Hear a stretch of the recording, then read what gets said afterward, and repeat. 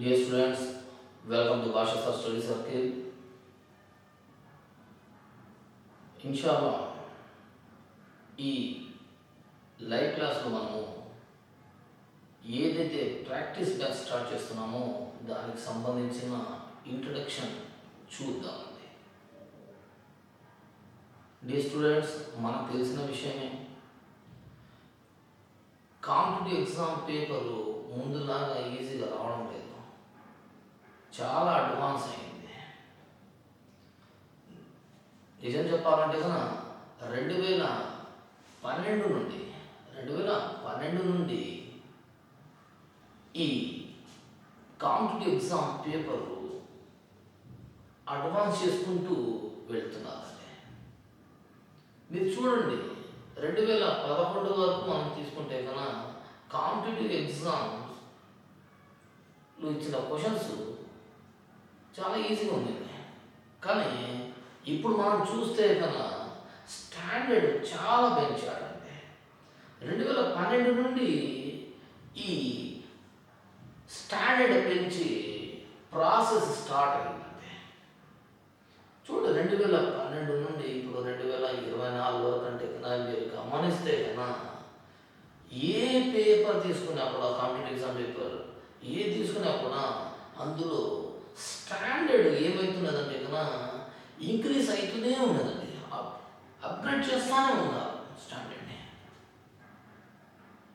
ముందైతే easy questions ఇచ్చేవారు, ఇప్పుడు మనం తీసుకుంటే కన్నా చాలా కాంప్లికేటెడ్ క్వశ్చన్స్ ఇస్తున్నారు. పర్టికులర్గా ఈ మ్యాథ్స్, రీజనింగ్, ప్యూర్ మార్క్స్కు సంబంధించిన క్వశ్చన్స్ మనం చూస్తే కన్నా చాలా అడ్వాన్స్గా ఇవ్వడం జరుగుతున్నదండి. నాన్ మ్యాథ్స్ వాళ్ళు ఏదో బేసిక్స్ నేర్చుకొని ఉంటారండి, కానీ ఆ బేసిక్స్ మనం తీసుకుంటే కన్నా ఇప్పుడు ఆ బేసిక్స్ ఆధారంగా ఇప్పుడు ఇస్తున్న క్వశ్చన్స్ ఆన్సర్ చేయలేకపోతున్నారు స్టూడెంట్స్. అదే మ్యాథ్స్ బ్యాక్గ్రౌండ్ ఉన్న వాళ్ళైతే కన్నా చేస్తున్నారు, క్వశ్చన్ అయితే కన్నా ట్రై చేస్తున్నారు, కానీ చాలా టైం తీసుకుంటున్నారు. ఎందుకంటే కన్నా క్వశ్చన్లో చాలా ఎక్కువ ఇన్ఫర్మేషన్ ఇస్తున్నాడు, క్వశ్చన్ని కాంప్లికేట్ చేసి ఇవ్వడం జరుగుతున్నది. కాబట్టి మరి ఇలాంటి టైంలో మనం ఏం చేయాలి, దీని పరిష్కారం ఏం వస్తుంది? జనరల్లీ చాలామంది స్టూడెంట్స్ అండి, మ్యాథ్స్ కానీ నాన్ మ్యాథ్స్ స్టూడెంట్స్ కానివ్వండి, పర్టికులర్గా ఈ మ్యాథ్స్, రీజనింగ్ మరియు ప్యూర్ మ్యాథ్స్ అంటే ఒక భయం అన్నమాట. మరి ఆ భయాన్ని మనము పోగొట్టుకోవాలంటే కన్నా ఏం చేయాలి? భయం ఉండకూడదండి. భయం కన్నా ఉంటే కన్నా మనం సర్వైవ్ కాలేము, బెస్ట్గా మనం ఎగ్జామ్ రాయలేము. మరి భయాన్ని పోగొట్టుకోవాలంటే కన్నా మనం ఏం చేయాలి? ఏదో కొన్ని ఫార్ములాలు నేర్చుకొని మనము ఎగ్జామ్ కన్నా వెళ్తే కన్నా ఇప్పుడు ఆ ఫార్ములా మనకు అప్లై కావడం లేదండి. ఎందుకంటే స్టాండర్డ్ చేంజ్ చేశాడు. మరి ఇప్పుడు ఏం చేయాలి సార్? ఏం లేదండి, సబ్జెక్ట్ మన దగ్గర ఉండాలండి, కాన్సెప్ట్స్ మన దగ్గర ఉండాలి, మరి కాన్సెప్ట్ రిలేటెడ్ టెక్నిక్స్ మన దగ్గర ఉండాలి, అనగా ప్రాక్టికల్ అప్రోచ్ టెక్నిక్స్ మన దగ్గర ఉండాలి. అప్పుడే మనము ఈ స్టాండర్డ్ క్వశ్చన్స్ మనం ఆన్సర్ చేయగలుగుతాం. ఇప్పుడు ఏదైతే స్టాండర్డ్ మెయింటైన్ చేస్తున్నాడో అటువంటి స్టాండర్డ్ క్వశ్చన్స్ మనం చేయగలుగుతాము. ఇంకా అడ్వాన్స్గా క్వశ్చన్స్ ఇచ్చినా కూడా ఆ క్వశ్చన్స్ కూడా ఇన్షాల్లా మనము రేపు రోజు మనం చేయగలుగుతామండి. సో మనకు కావాల్సింది ఏమంటే కన్నా ఒక్కొక్క కాన్సెప్ట్ కావాలి, ఇంకొక వచ్చి super advanced time saving techniques కావాలండి. ఈ రెండు తోడైతే కన్నా చాలా ఈజీగా మనము ఈ అర్థమెటిక్, రీజనింగ్, ప్యూర్ మ్యాథ్స్కు సంబంధించిన క్వశ్చన్స్ ఆన్సర్ చేయగలుగుతామండి. అందుకోసమే ఈ ఏదైతే ప్రాక్టీస్ బ్యాచ్ మనం స్టార్ట్ చేస్తున్నామో గుర్తుపెట్టుకోండి, పేరులోనే ఉంది ప్రాక్టీస్. మెయిన్ దీని యొక్క ఉద్దేశం ఏమంటే కన్నా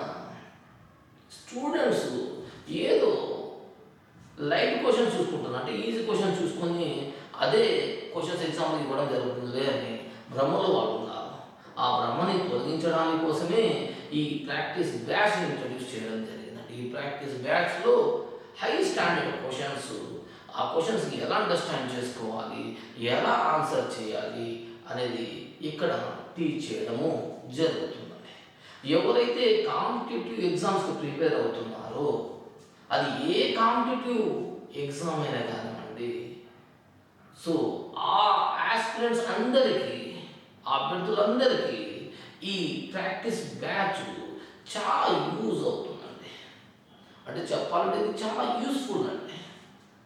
అది ఏ కాంపిటేటివ్ ఎగ్జామ్ అయినా కానివ్వండి, ఎందులో అయితే కన్నా అర్థమెటిక్, రీజనింగ్, ప్యూర్ మ్యాథ్స్ ఉంటుందో గుర్తుపెట్టుకోండి. సో వాళ్ళకందరికీ ఇది ఒక బెనిఫిట్ అండి. అర్థమెటిక్ ఏదైనా పేపర్ ఉందా, ఎస్ ప్రాక్టీస్ బ్యాచ్ సపోర్ట్ చేస్తుంది. రీజనింగ్ ఏదైనా పేపర్ ఉందా, ఎస్ ప్రాక్టీస్ బ్యాచ్ మీకు సపోర్ట్ చేస్తుంది. అదే ప్యూర్ మ్యాథ్స్ ఏదైనా పేపర్ ఉందా, ఎస్ ఈ ప్రాక్టీస్ బ్యాచ్ మీకు సపోర్ట్ చేస్తుందండి. అంటే ఇందులో సూపర్ అడ్వాన్స్డ్ టెక్నిక్స్తో ప్రాబ్లమ్ సాల్వ్ చేయడం జరుగుతుందండి. ఇక్కడ ఏ ఫార్ములా కూడా యూజ్ చేయడము జరగదండి. పర్టికులర్గా ఈ క్లాస్లో నేను ఈ మధ్యకాలంలో ఏదైతే క్వశ్చన్స్ ఇవ్వడం జరిగిందో ఆ క్వశ్చన్స్ నేను చూపిస్తానండి. జనరల్ అందులో ఉన్న స్టాండర్డ్ ఏమి, అదే కాన్సెప్ట్ మనకి తెలుసుకుంటే కన్నా ఎంత ఈజీగా మనం సాల్వ్ చేయగలుగుతామో కూడా మనము చూద్దామండి. సో ఈ ప్రాక్టీస్ బ్యాచ్ ఇన్షాల్లా ఇప్పుడు మనం బిగించేద్దామండి.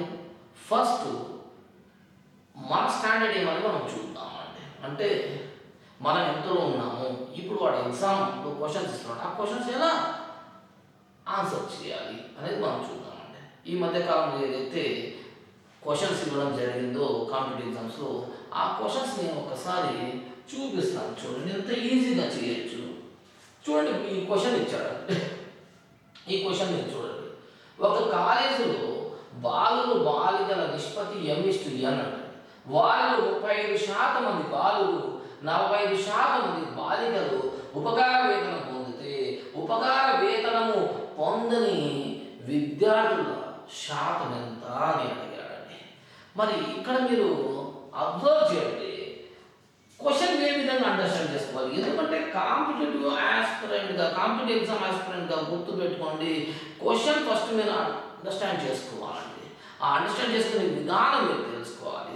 ఇక్కడ మీరు చూస్తే కన్నా మీరు ఒకసారి మీరు గమనించండి, ఇక్కడ ఇవ్వడం మాత్రం ఏమి ఇచ్చారంటే కన్నా ఉపకార వేతనం పరంగా ఇచ్చారండి. అంటే స్కాలర్షిప్ పొందే వాళ్ళ పరంగా ఇచ్చారు. కానీ అడగడం మాత్రం మీరు గమనించండి, ఉపకార వేతనం పొందని విద్యార్థుల శాతం ఎంత అన్నాడు. అంటే ఇక్కడ తెలియని వాళ్ళు ఏం చేస్తారంటే నా తొందరలో అరే ఉపకార వేతనం కదా అనేసి దానికి సంబంధించిన శాతమే అడిగినాడేమో అనుకుని ఆన్సర్ చేస్తారండి. చూడండి ఎలా మిస్లీడ్ చేస్తున్నాడు క్వశ్చన్స్. ఆ కాంపిటేటివ్ ఆస్పిరెంట్స్ తొందరలో ఉంటారన్నమాట, చాలా స్పీడ్గా చేయాలనుకుంటారు. సో ఆ క్వశ్చన్ కంప్లీట్గా వాళ్ళు చూడరండి. అంటే ఏమి ఇచ్చాడు, ఏం అడిగాడు అది మనం చూడాలండి. ఏమి ఇచ్చాడు, ఏం అడిగాడు. ఇక్కడ ఇచ్చిన ఇన్ఫర్మేషన్ మనం తీసుకుంటే కన్నా స్కాలర్షిప్ పొంది బాలికల శాతాలు ఇచ్చాడండి. కానీ అడగడం మాత్రము స్కాలర్షిప్ పొందని విద్యార్థుల శాతం అడిగాడు. చూడండి పొందని. మరి ఇప్పుడు ఈ క్వశ్చన్ ఇచ్చాడు, ఏదో శాతాలు ఇచ్చాడనేసి శాతాల పరంగా ఆలోచించడము ఇదంతా చేస్తుంటారు స్టూడెంట్స్. అలా కాదండి, వన్ షాట్ ఇక్కడ మనం తీసుకుంటే కన్నా విద్యార్థులు అంటే ఎవరండి, విద్యార్థులు అంటే ఇక్కడ ఎవరెవరు ఉంటారండి, బాలులు మరియు బాలికలు. అంటే బాలులు మరియు బాలికలు. సో బాలులు ప్లస్ బాలికలు వచ్చి విద్యార్థులు. మరి ఇక్కడ మనం తీసుకుంటే కదా విద్యార్థులు అనేది అసలు మనం తీసుకుంటే కదా చూడండి, విద్యార్థుల్లో ఎవరెవరు ఉన్నారంటే కదా బాలులు ఉన్నారు, అదేవిధంగా బాలికలు ఉన్నారు. చూసారా, అంతే కదా. సో విద్యార్థులు ఈక్వల్ టు బాలు ప్లస్ బాలికలు అన్నట్టు ఇక్కడ ప్లస్ ఉన్నట్టు. క్లియర్. మరి ఇప్పుడు వాడు ఏమి ఇచ్చాడు మీరు ఒక్కసారి మీరు గమనించండి. బాలికల నిష్పత్తి ఇచ్చాడు M:N. అంటే బాలులు M భాగాలు అనుకుంటే బాలికలు N భాగాలు. అంటే విద్యార్థులు ఎన్ని భాగాలు చెప్పండి? బాలులు m భాగాలు, బాలికలు n భాగాలు. అంటే విద్యార్థులు వచ్చి m+n భాగాలు, m+n భాగాలు. క్లియర్ అండి? కానీ ఇప్పుడు ఈ శాఖలు ఏదైతే వాడు ఇచ్చాడో ఇవి ఏం చెప్పండి? స్కాలర్షిప్ పొందే బాలులు మరియు బాలికలకు సంబంధించినది. కానీ అడగడం మాత్రము స్కాలర్షిప్ పొందని వారి శాతం అడిగాడు. అంటే ఇప్పుడు ఏం చేయాలా? 35% మంది బాలులు స్కాలర్షిప్ పొందారంట. అంటే ఇక్కడ ఏం చెప్పండి? ఉపకార వేతనం పొందుతున్నారు అన్నమాట 35% మంది బాలులు. అంటే ఇప్పుడు ఉపకార వేతనం పొందని బాలుల శాతం ఎంత అంటే కన్నా 65 అవుతుందా లేదా? 35% మంది బాలులు వచ్చి ఉపకార వేతనం పొందితే 65% మంది బాలులు వచ్చి ఉపకార వేతనం పొందరని అర్థం. అంటే సరే ఇక్కడ 65 మన శాతం మీద రావాల్సిన అవసరం లేదండి, ఎందుకంటే ఇదంతా శాతం పరంగానే.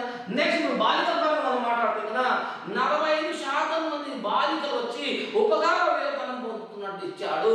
కానీ మనకు కావాల్సిన ఉపకార వేతనం పొందని వారి పరంగా కాబట్టి సో ఇప్పుడు 45% మంది ఉపకార బాలికలు ఉపకార వేతనం పొందితే కదా 55% మంది బాలికలు వచ్చి ఉపకార వేతనాన్ని పొందడం లేదు.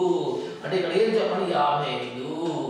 మరి ఇక్కడ క్వశ్చన్ మార్క్ నేను చేశాను. అంటే క్వశ్చన్ మార్క్ అంటే విద్యార్థులు ఎవరండి క్వశ్చన్ మార్క్ అంటే కదా ఉపకార వేతనము పొందని విద్యార్థుల శాతము అయిపోయిందండి. ఇప్పుడు మనం తీసుకుంటే m×65 అన్నమాట, m×65 65m plus 55 × n 55n. ఇప్పుడు ఇది ఈక్వల్ టు అండి. అంటే ఇప్పుడు ఈ క్వశ్చన్తో పాటు m+n అవతల కనకపోతే ఏమవుతుందండి? ఇంటుతో పాటు ఉండేది అవుతుందంటే డివైడెడ్ బై అయిపోతుంది. అయిపోయిందండి, ఆన్సర్ వచ్చేసింది మనకు. కానీ ఈ రూపంలో ఇవ్వలేదు. మరి ఇప్పుడు రూపం మార్చిచ్చినట్టే కదా. ఇక్కడ 65 55 ఏం కామన్ తీర్చండి? 5 అనేది కామన్ తీస్తే కదా. సో ఇప్పుడు ఏమవుతుందండి? ఇది 13m అవుతుంది. ఇది ఏమవుతుందండి? 11n అవుతుంది. ఇది m+n. చూడండి ఒక్క లైన్ మనం చేయొచ్చండి, ఒక్క లైన్ మనం చేయొచ్చు. వాస్తవంగా ఇది కూడా మీరు చేయాల్సిన అవసరం లేదండి. క్లియర్? ఒక లైన్ వచ్చి 5 × 13m + 13n + 13n/m+n. సో ఇది ఏ ఆప్షన్లో మనకు ఉందంటే కన్నా మూడో ఆప్షన్ మనకు కనిపిస్తుంది. అంటే మూడో ఆప్షన్ మన ఆన్సర్. చూసానండి, ఇదండి ప్రాపర్ అండర్స్టాండింగ్. ఇదంతా మనం 15 సెకండ్స్ చేయొచ్చు. నేను మీకు ఎక్స్ప్లెయిన్ చేసి చెప్తున్నాను అండి. సో ఇది ఈ టెక్నిక్ అయితే నేను బ్రాంచ్ టెక్నిక్ అంటానండి. అంటే బ్రాంచ్. సో విద్యార్థులు అంటే కన్నా బాలులు ప్లస్ బాలికలు బ్రాంచ్ టెక్నిక్ ద్వారా చేయడం అన్నమాట. సో చూడండి ఎంత ఈజీగా మనం చేసాము. చూడండి ఏ ఫార్ములా కూడా అవసరం లేదండి. ప్రాక్టికల్ అప్రోచ్ అండి, ప్రాక్టికల్ అప్రోచ్. క్వశ్చన్ మీరు చూసారండి, గమనించారా? సో దత్తాంశంలో మాత్రము ఉపకార వేతనము పొందే బాలులు మరి బాలికల గురించి శాతాలు ఇచ్చాడు. కానీ అడగడం మాత్రం ఉపకార వేతనం పొందని విద్యార్థుల శాతం అడిగాడు, విద్యార్థుల శాతం అడిగాడు. క్లియర్? సో మనం డైరెక్ట్గా మనం చేసాం. సార్ నేను అలా కాకుండా ఉపకార వేతనం పొందే వారి పరంగా నేను కడతాను సార్, కట్టి మళ్ళీ చేస్తాను సార్ అంటే ఏ ఉపకార వేతనం పొందే వారి పరంగా కట్టి మళ్ళీ ఏం చేయాలి? ఉపకార వేతనం పొందని వారంటే మొత్తం నుంచి తీయాలి. ఎందుకంటే టైం వేస్ట్ అంతా.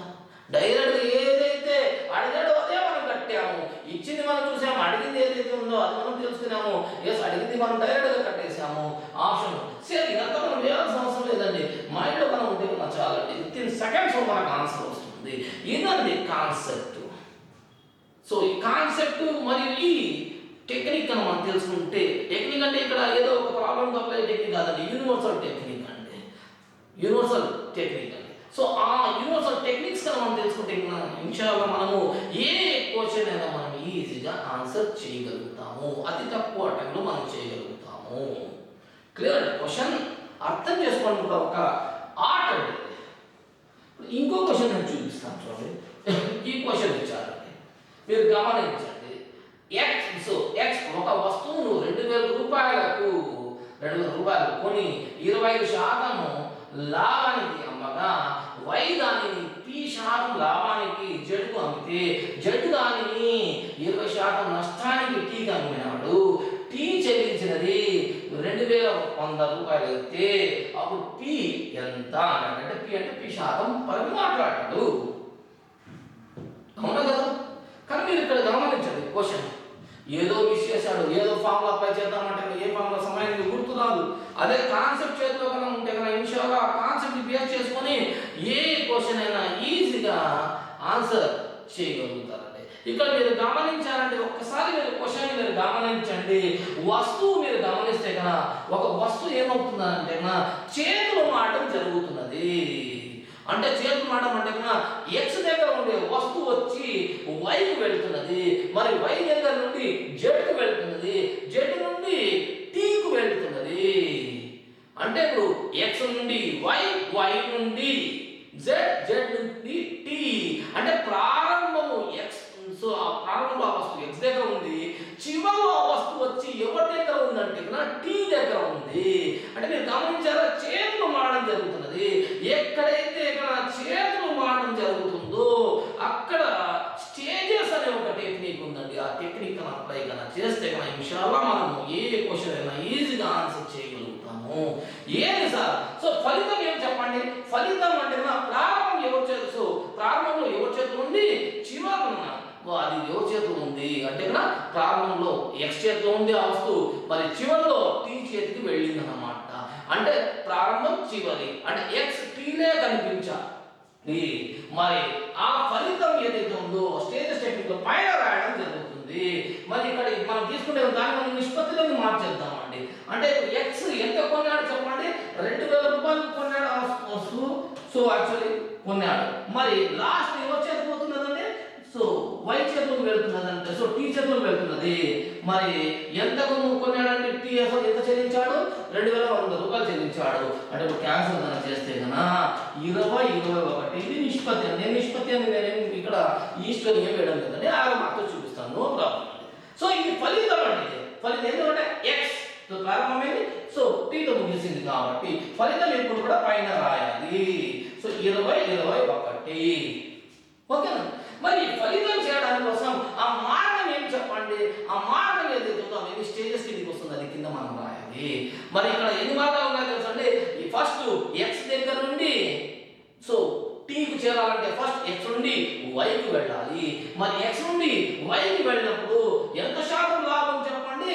25% లాభము. మరి 25% అంటే ఏం చెప్పండి? 1/4. ఎందుకంటే 25% అంటే 25/100 అంటే 1/4. అంటే దాని అర్థం ఏం చెప్పండి? 4 రూపాయలు ఉండేది ఒక 5 రూపాయలు అయినట్ట. ఎందుకంటే 1 రూపాయి లాభం కాబట్టి అంటే 4 భాగాలు పోయి 5 భాగాలు అయినట్టు. అంటే ఇది ఎక్స్ నుండి ఎవరి చేతికి వెళ్ళిందండి? వై చేతికి వెళ్ళింది అనమాట లాభంతో. మళ్ళీ ఏం జరిగింది చెప్పండి? ఇది ఒక స్టేజ్ అనమాట, ఒక స్టేజ్. కానీ ఇప్పుడు నేను చూస్తే ఎక్స్ నుండి టీకు చేరాలా, ఇప్పుడు మనం ఎక్స్ నుండి వైకి చేరాము. మళ్ళీ ఇప్పుడు వై నుండి జెడ్ మనం వెళ్ళాలి. వై నుండి జెడ్ అంటే మనకు తెలియదు, ఎందుకంటే పి ఇచ్చాడు కానీ అది ఎంత అని మనకు తెలియదు కాబట్టి దాన్ని మనం క్వశ్చన్ మార్క్ అని మనం పెట్టేద్దామండి. క్వశ్చన్ మార్క్ ఎక్కడైనా మనం ఇక్కడైనా పెట్టచ్చు, నో ప్రాబ్లం. నెక్స్ట్ ఇంకేం చెప్పండి? మళ్ళీ జెడ్ నుండి ఒక టీకి వెళ్ళిందండి. ఇక్కడ మన క్వశ్చన్ మార్క్ ఉంది. సో జెడ్ నుండి టీకి ఏం చెప్పండి? 20% నష్టానికి. 20% అంటే 20/100. 20/100 అంటే 1/5. సో 1/5 అంటే 5 ఉంటుంది. నష్టం అంటే ఒకటి నష్టం అంటే 5 ఏమవుతుంది చెప్పండి? 4 అయిపోతుంది. 1/5 నష్టం అంటే 5/4 అయినట్టు. సో 5/4 అయింది. మరి మధ్యలో క్వశ్చన్ మార్క్ ఉంది. ఇప్పుడు ఆ క్వశ్చన్ మార్క్ మనం పెట్టాలా? సో ఇప్పుడు కింద మనకు ఎక్కడైనా మన క్వశ్చన్ మార్క్ కనకండి చూడండి, ఇది ఎక్స్ నుండి వైకు, సో ఇది వై నుండి జెడ్కు, జెడ్ నుండి టీకు. ఇప్పుడు చూడండి, అంటే ఇంటర్ ఎక్స్ తో మొదలుపెట్టి టీతో మనం ముగిస్తున్నట్టు. అంటే ఎక్స్ సో ప్రారంభంలో ఆ వస్తువు ఎక్స్ దగ్గర ఉన్నట్టు, చివరిలో ఆ వస్తువు టీ దగ్గర ఉన్నట్టు. ఇప్పుడు మనం ఏం చేయాలి? క్వశ్చన్ మార్క్ కింద ఉందంటే కదా, ఇప్పుడు దీన్ని మనం ఏం చేద్దామంటే పైన కింద విలువలు అంటే కదా ఈ లైన్ బైగా పనిచేస్తుంది. అంటే డివైడెడ్ బైగా అంటే భాగం చేయాలి. 20 చూడండి, కావాలంటే ఇక్కడ మనం క్యాన్సల్ కూడా మనం చేయొచ్చండి, లేదా ఇక్కడ మనం చేయొచ్చు. 4 క్యాన్సల్ అయితే 5 క్యాన్సల్ అవుతుంది. ఇది 1/1 20/1 20. మరి ఇదే చెప్పండి 21/1. సో 21/1 21. ఇది క్వశ్చన్ మార్క్ సంబంధించిన లైన్ అన్నమాట. ఇప్పుడు మనం ఏం చేయాలి? దీన్ని శాతంలోకి మార్చాలి. శాతంలోకి ఎలా మార్చాలంటే ఇంటూ 100 అసలు ఏదైతే ఉందో అది కింద రాయడం జరుగుతుంది. ఎంత శాతం లాభము? సో ఇక్కడ ఏం చెప్పండి? 20/21 ఏంటంటే 1. అంటే ఇప్పుడు ఆన్సర్ ఏం చెప్పండి? ఇక్కడ మనం తీసుకుంటే 5 అనేది వచ్చింది. ఇదే పి అన్నమాట. ఇది పికు సంబంధించింది కాబట్టి పి వచ్చి ఎంత అంటే 5%. అంటే పి వచ్చి 5 అన్నమాట. చూడండి, పి వచ్చి 5. ఎంత ఈజీ చూడండి. అసలు ఇదంతా మనం ఏమి రాయాల్సిన అవసరం కూడా లేదండి. ఐడియాగా ఉంటే కదా ఇమ్మీడియట్గా మనం ఏం చేయొచ్చు తెలుసా, ఇమ్మీడియట్గా మనము ఒకసారి చేసేచ్చు. అంటే వాడు ఏమి ఇచ్చాడు, సో 20/21 ఎన్నట్టు ఇచ్చాడు, మరి మూడు స్టేజ్లు ఉన్నాయి ఇందులో, కానీ 2 స్టేజ్లు ఇచ్చాడు. అంటే ఇప్పుడు ఏం చేయాలంటే భాగించాలా. ఎందుకంటే పైన ఫలితం ఇచ్చేశాడు, ఫలితం ఇచ్చి మిగతా 3 స్టేజ్లు కింద రావాలా, 3లో 2 ఉన్నాయి, ఒకటి మిస్ అయింది కాబట్టి ఆ లైనే బయటనే. సో ఇప్పుడు ఏమవుతుంది 20/21 ఇది. మరి ఇక్కడ మనం తీసుకుంటే కదా ఏమైంది సార్ అంటే కదా ఇక్కడ 5 సో ఇక్కడ ఏమైంది చూడండి 4/5 అయింది, ఇక్కడ వచ్చి 5/4 అయింది, 4 క్యాన్సర్, 5 క్యాన్సర్, 1/1 అంటే కదా ఇది 20, ఇది 21. మరి శాతం మార్చుకుంటే కదా ఎడమని కింద రాయాలా, ఎంత పెరిగింది 1. సో ఇప్పుడు ఇది 5, ఇది టీకు సంబంధించింది. అంటే ఇప్పుడు ఆన్సర్ ఏం చెప్పండి, 4వ ఆప్షన్ ఆన్సర్. చూసారండి ఏ ఫార్ములా కూడా యూజ్ చేయడం లేదు. ఇప్పుడు ఈ టెక్నిక్ గురించి మీరు ఇప్పుడు ఆలోచించాలంటే మీరు ఆలోచించాల్సింది ఒకటే, సో ఈ కాన్సెప్ట్ మరియు ఈ టెక్నిక్ మీ దగ్గర కన్నా ఉంటే కదా మీరు ఏ క్వశ్చన్ అయినా చేయగలుగుతారా లేదా చెప్పండి, చేయగలుగుతారు మీరు. సో ఆ కాన్సెప్ట్ టెక్నిక్ తెలుసుకోవాలి, ఏదో ఫార్ములా లెక్క కాదండి, సందర్భాన్ని బట్టి మనం వెళ్ళాలి. ఇప్పుడు ఇంకో క్వశ్చన్ నేను చూపిస్తాను. ఈ క్వశ్చన్ నేను చూడండి, ఒక పాత్రలో ఉన్న L1 మరియు L2 అనే 2 ద్రవాల మిశ్రమంలో వాటి నిష్పత్తి వచ్చి 11:8. దాని నుండి 9.5 లీటర్ల మిశ్రమాన్ని తీసివేసి అంతే పరిమాణం గల L2 ద్రవంతో భర్తీ చేస్తే అప్పుడు L1 మరియు L2ల నిష్పత్తి 11:12 అవుతుంది. ఇప్పుడు అంతిమ మిశ్రమంలో L2 పరిమాణము ఎంత? ఇక్కడ మీరు గమనించండి, అంతిమ మిశ్రమంలో అన్నాడు. జనరల్లీ ఈ క్వశ్చన్ మీకు బుక్స్లో కనిపిస్తుందండి. సో మిశ్రమాల చాప్టర్లో మీకు కనిపిస్తుంది, మరి నిష్పత్తులో కూడా మీకు కనిపిస్తుంది, కానీ ఎక్కువ మిశ్రమాల చాప్టర్లో ఈ క్వశ్చన్ మీకు కనిపిస్తుంది. అక్కడ ఏం తెలుసండి, ప్రారంభంలో అంటే ప్రారంభపు మిశ్రమం పరంగా క్వశ్చన్ అడుగుతారు. కానీ మీరు ఇక్కడ గమనించి ఆ క్వశ్చన్ ప్రాక్టీస్ చేసి ఉంటారు, వాళ్ళు ఏం చేస్తారు, సేమ్ క్వశ్చన్ ఇచ్చేసాడు అనేసి అదే పరంగా అసలు వాళ్ళు వెళ్ళిపోతారు. సో అంటే ప్రారంభ మిశ్రమంలో L2 విలువ కట్టేస్తారు, వాళ్ళు L2 పరిమాణం ఎంతైతే ఉందో కట్టేస్తారు. కానీ ఇక్కడ వాడు ప్రారంభ మిశ్రమం పరంగా అడగలేదండి. ఇక్కడ మీరు చూస్తే కన్నా అంతిమ మిశ్రమంలో అని అడిగాడు, అంతిమ మిశ్రమంలో అన్నాడు. ఇక్కడ ఒక్కసారి మీరు కాన్సెప్ట్ తెలుసుకోండి. ఈ క్వశ్చన్లో ఇక్కడ 2 ద్రవాలు ఉన్నాయండి. సో ప్రతి ద్రవంలో L1 L2 ఉన్నాయన్నమాట, L1 L2. సో 2 మిశ్రమాలు ఉన్నాయి, 2 మిశ్రమాలు ఉన్నాయి. వాటిలో సో ప్రతి మిశ్రమంలో L1 L2 అనే ద్రవాలు ఉన్నాయన్నమాట, L1 L2 అనే ద్రవాలు ఉన్నాయి. క్లియర్ అండి. ఇక్కడ ఏం అసలు మనం తీసుకుంటే కదా, సో ఇక్కడ ఒక పాత్రలో ఏం చెప్పండి, అసలు ఒక పాత్రలో సో ఈ 2 ద్రవాలు, సో L1 L2 2 ద్రవాలు కదా ఇంకా మిశ్రమం ఉందన్నమాట. అంటే ఒక మిశ్రమం ఉంది, వాటిలో అసలు L1 L2 ఉన్నాయండి ద్రవాలు. ఇక్కడ మీరు గమనించండి, నిష్పత్తి ఇచ్చాడు. ఇప్పుడు మీరు గమనించండి, ఒకసారి కాన్సెప్ట్ తెలుసుకోండి. ఇది ఒక పాత్ర ఉందండి, దీంట్లో ఒక మిశ్రమం ఉందంట, అందులో 2 ద్రవాలు L1 L2 ఈ నిష్పత్తిలో ఉన్నట్టు ఇచ్చాడు. మీరు గమనించండి, ఇందులో నుంచి మీరు ఏదైనా కొంత మిశ్రమం తీశారనుకోండి, బయటికి తీశారనుకోండి, ఇందులో కూడా నిష్పత్తి ఎంత ఉంటుందంటే ద్రవాల నిష్పత్తి L1 L2నే ఉంటుంది. మరి మీరు తీసిన తర్వాత మిగిలిన మిశ్రమం ఏదైతే ఉందో మిగిలిన మిశ్రమంలో కూడా L1 L2 అనేది సేమ్ ఉంటుంది. అంటే దీని ద్వారా మనకి ఏం అర్థమైందంటే కన్నా అసలు మిశ్రమంలో ఏ నిష్పత్తిలో అయితే ద్రవాలు ఉంటాయో సో ఆ అసలు నుండి కొంత భాగం మిశ్రమాన్ని తొలగిస్తే కన్నా ఆ తొలగించిన మిశ్రమంలో కూడా ఆ ద్రవాల నిష్పత్తి సేమ్ ఉంటుంది, మిగిలిన మిశ్రమంలో కూడా ద్రవాల నిష్పత్తి సేమ్ ఉంటుంది. క్లియర్ అండి, ఇదండి కాన్సెప్ట్. అంటే ఇప్పుడు అసలు మిశ్రమంలో L1 L2ల నిష్పత్తి ఎంత అంటే 11:8 అని ఇచ్చాడు. తొలగించిన దాంట్లో కూడా 11:8 ఉంటుంది, మిగిలిన దాంట్లో కూడా 11:8 ఉంటుంది. ఇది మనము తెలుసుకోవాల్సిన పాయింట్. Okay madam. ఇప్పుడు మనం చేయాల్సింది ఏం, అసలు చేయాల్సింది ఏం ఒకసారి గమనించండి ఏం చేయాలనేసి. ఇక్కడ సబ్జెక్ట్ మనం పెట్టాలి. సో ఒక పాత్రలో ఒక మిశ్రమం ఉందండి, అందులో ఒక పాత్రలో ఒక మిశ్రమం ఉంది, అందులో 2 ద్రవాలు ఉన్నాయి L1 L2. ఆ ద్రవాల నిష్పత్తి ఆ మిశ్రమంలో ఎలా ఉందంటే 11:8లో ఉంది. మరి అందుకు ముందు ఏం చేశారంటే కదా 9.5 లీటర్ల మిశ్రమాన్ని తొలగించారన్నమాట. తొలగించి ఏం చేశారంటే కదా సో అంతే పరిమాణం గల L2 ద్రవంతో భర్తీ చేశారన్నమాట. అంటే సో ఒక పాత్రలో మిశ్రమం ఉంది, అందులో L2 L1 so L1 L2 ద్రవాలు ఉన్నాయి. ఆ మిశ్రమం నుండి ఏం చేశారంటే కన్నా 9.5 లీటర్ల మిశ్రమాన్ని తొలగించారు. 9.5 లీటర్ల మిశ్రమాన్ని తొలగించి ఇప్పుడు మిగిలిన మిశ్రమంలో అంతే మోతాదులో L2 ద్రవాన్ని కలిపారు. మరి ఇప్పుడు ఒక కలపడం వల్ల ఏమైందంటే కదా L1 L2 నిష్పత్తి మారిపోతుంది. మరి ఆ నిష్పత్తి ఇప్పుడు ఎంత ఉందంటే కదా 11:12 అంటే ఇచ్చాడు. నేను క్వశ్చన్ ఎక్స్ప్లెయిన్ చేస్తున్నాను ఫస్ట్, ఎందుకంటే ఆ క్వశ్చన్ మనకు అర్థం కావాలి. ఏంటంటే చేయడం పెద్ద విషయం ఏం కాదు. మరి అడగడం కూడా మీరు గమనించండి, ప్రారంభ మిశ్రమంలో అని అడగలేదండి. ఇందులో చాలా మంది ప్రారంభ మిశ్రమం పరంగా కట్టేస్తారు, ఎందుకంటే వాళ్ళు అదే ప్రాక్టీస్ చేసి ఉంటారు. కానీ ఇక్కడ మీరు చూస్తే కదా అంతిమ మిశ్రమంలో L2 పరిమాణం ఎంత అని అడిగాడు. మరి ఇప్పుడు ఇది ఎలా చేయాలి సార్ అంటే మనం మీరు గమనించారా, ఇక్కడ మిగిలిన మిశ్రమానికి L2 కలుపుతున్నారు. అంటే మిగిలిన మిశ్రమానికి L2 కలుపుతున్నారు. ఇప్పుడు దానివల్ల ఏమైంది చెప్పండి, కొత్తగా ఏర్పడిన సో మిశ్రమం అంటే కొత్త మిశ్రమం ఏర్పడింది అనమాట.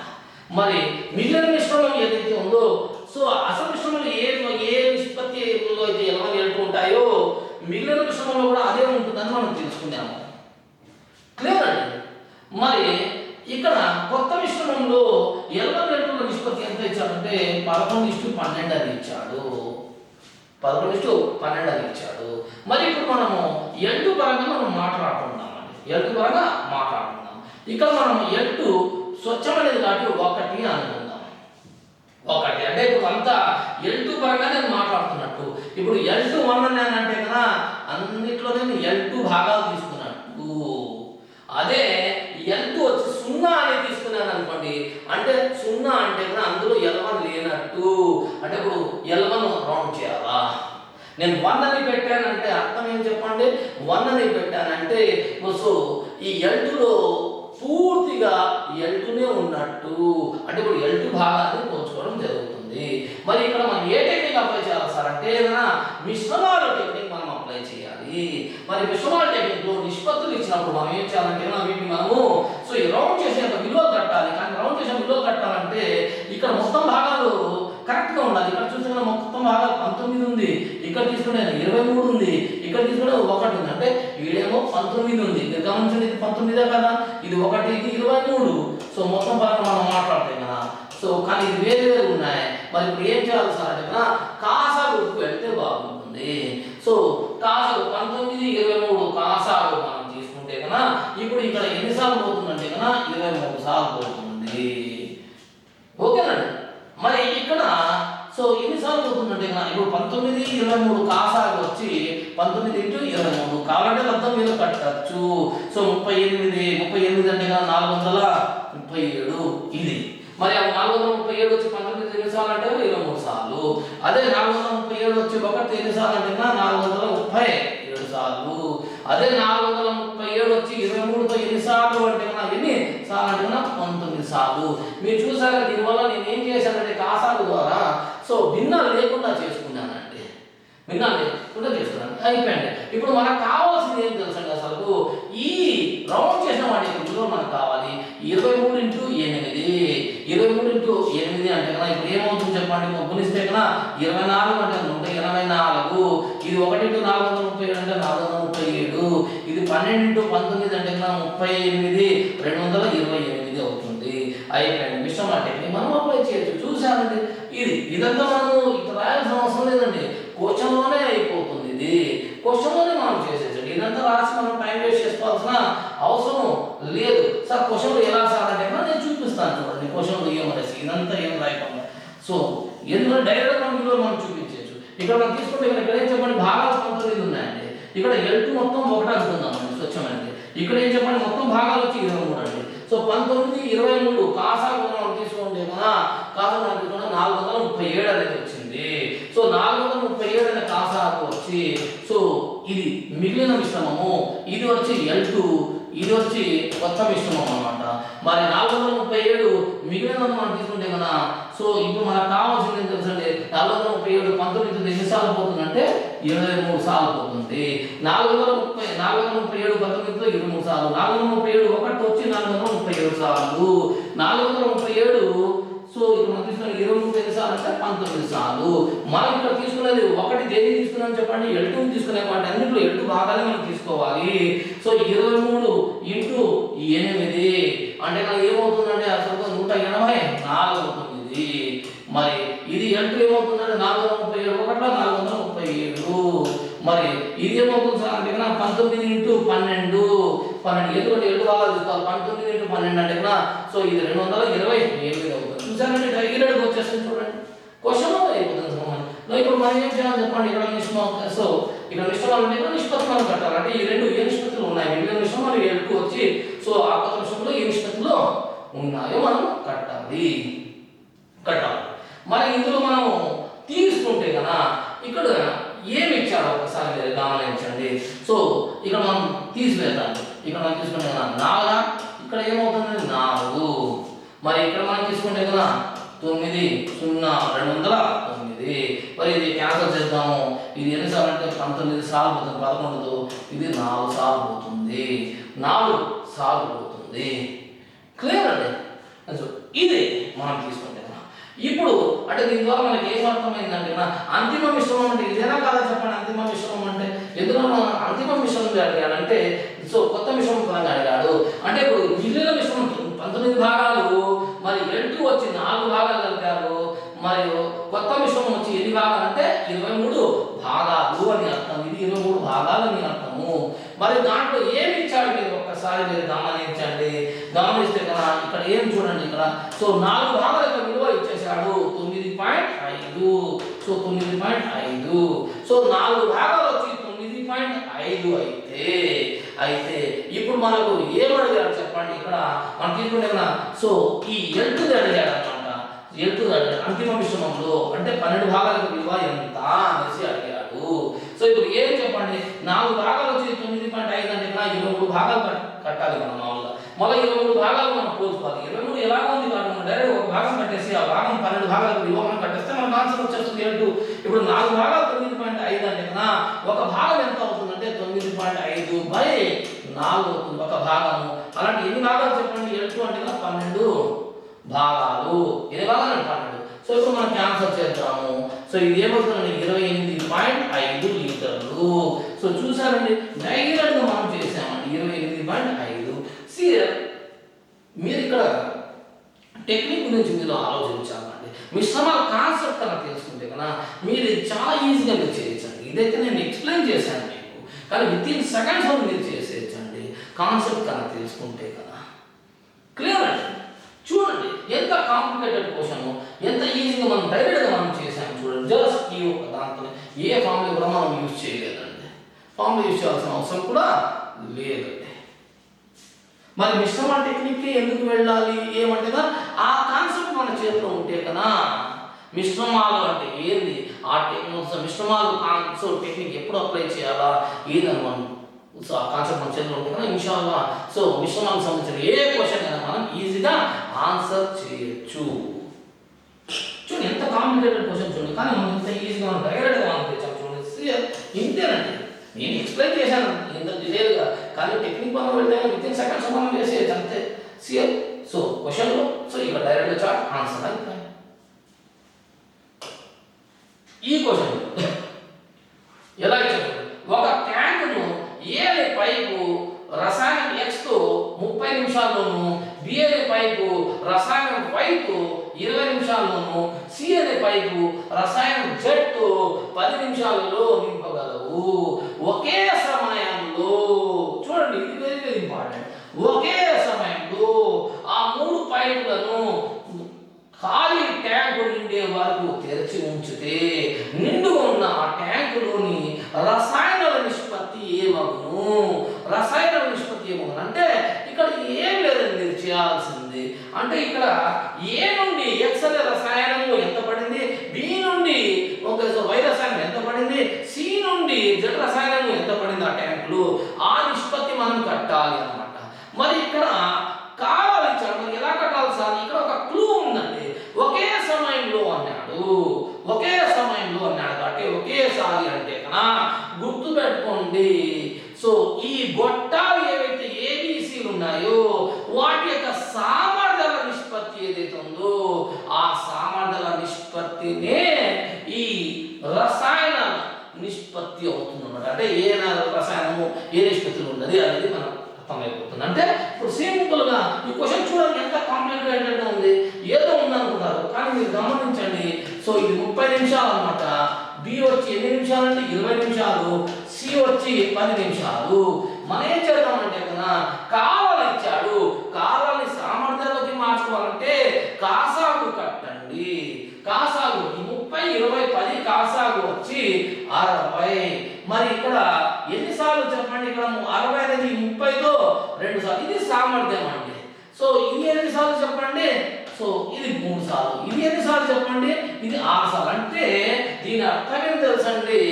సో ఏక సామర్థ్యం 2 అంటే అర్థం ఏం తెలుసా? ఏ వచ్చి ఏ నుండి ఆ తొట్టెలో 1 నిమిషానికి 2 లీటర్లు ఎక్స్ రసాయనం పడుతుందని అర్థం. ఇక్కడ బి ఒక సామాన్య 3 అంటే అర్థం ఏమంటే కన్నా 1 నిమిషానికి గొట్టం బి నుండి ఆ గొట్టెలోకి 3 లీటర్లు రసాయనము పడుతుందన్నమాట. మరి సి సామర్థ్యం 6 అంటే కదా, సి సామర్థ్యం 6 అంటే అర్థం ఏం తెలుసండి? సి సామర్థ్యం 6 అంటే కదా సో గొట్టం సి నుండి 1 నిమిషానికి ఆ గొట్టెలో 6 లీటర్లు జడ రసాయనం పడుతుంది అని అర్థము. జడ రసాయనం పడుతుందని అర్థం. చూసారంటే ఒకే కాలంలో కాబట్టి అంటే ఇప్పుడు 1 నిమిషం పైన మనం మాట్లాడుతాం కదా, ఇందులో నుంచి 2 లీటర్ పడింది ఏ నుండి, బి నుండి 3 లీటర్ పడింది, సి నుండి 6 లీటర్. అంటే ఏ నుండి ఎక్స్ రసాయనం 2 లీటర్లు, బి నుండి వై రసాయనం 3 లీటర్లు, సి నుండి జడ రసాయనం 6 లీటర్లు. అంటే 2:3:6. ఇది 1 నిమిషంలో. సో ఇప్పుడు ఏం చెప్పండి? ఇక్కడ మనం తీసుకుంటే ఇదే రసాయనాల నిష్పత్తి. ఇది 1 నిమిషం అనొచ్చు, 1 గంట అనుకున్నా కూడా ఇంటూ 60 ఇంటూ 60 ఇంటూ 60 అంటే 60 క్యాన్సల్ అయిపోతుంది. 10 నిమిషాలు అనుకున్నా కూడా ఇంటూ 10 ఇంటూ 10 ఇంటూ 10 ఎందుకంటే సో ఒకే సమయంలో ఉన్నాడు, ఒకే సమయం మనం మాట్లాడితే కదా.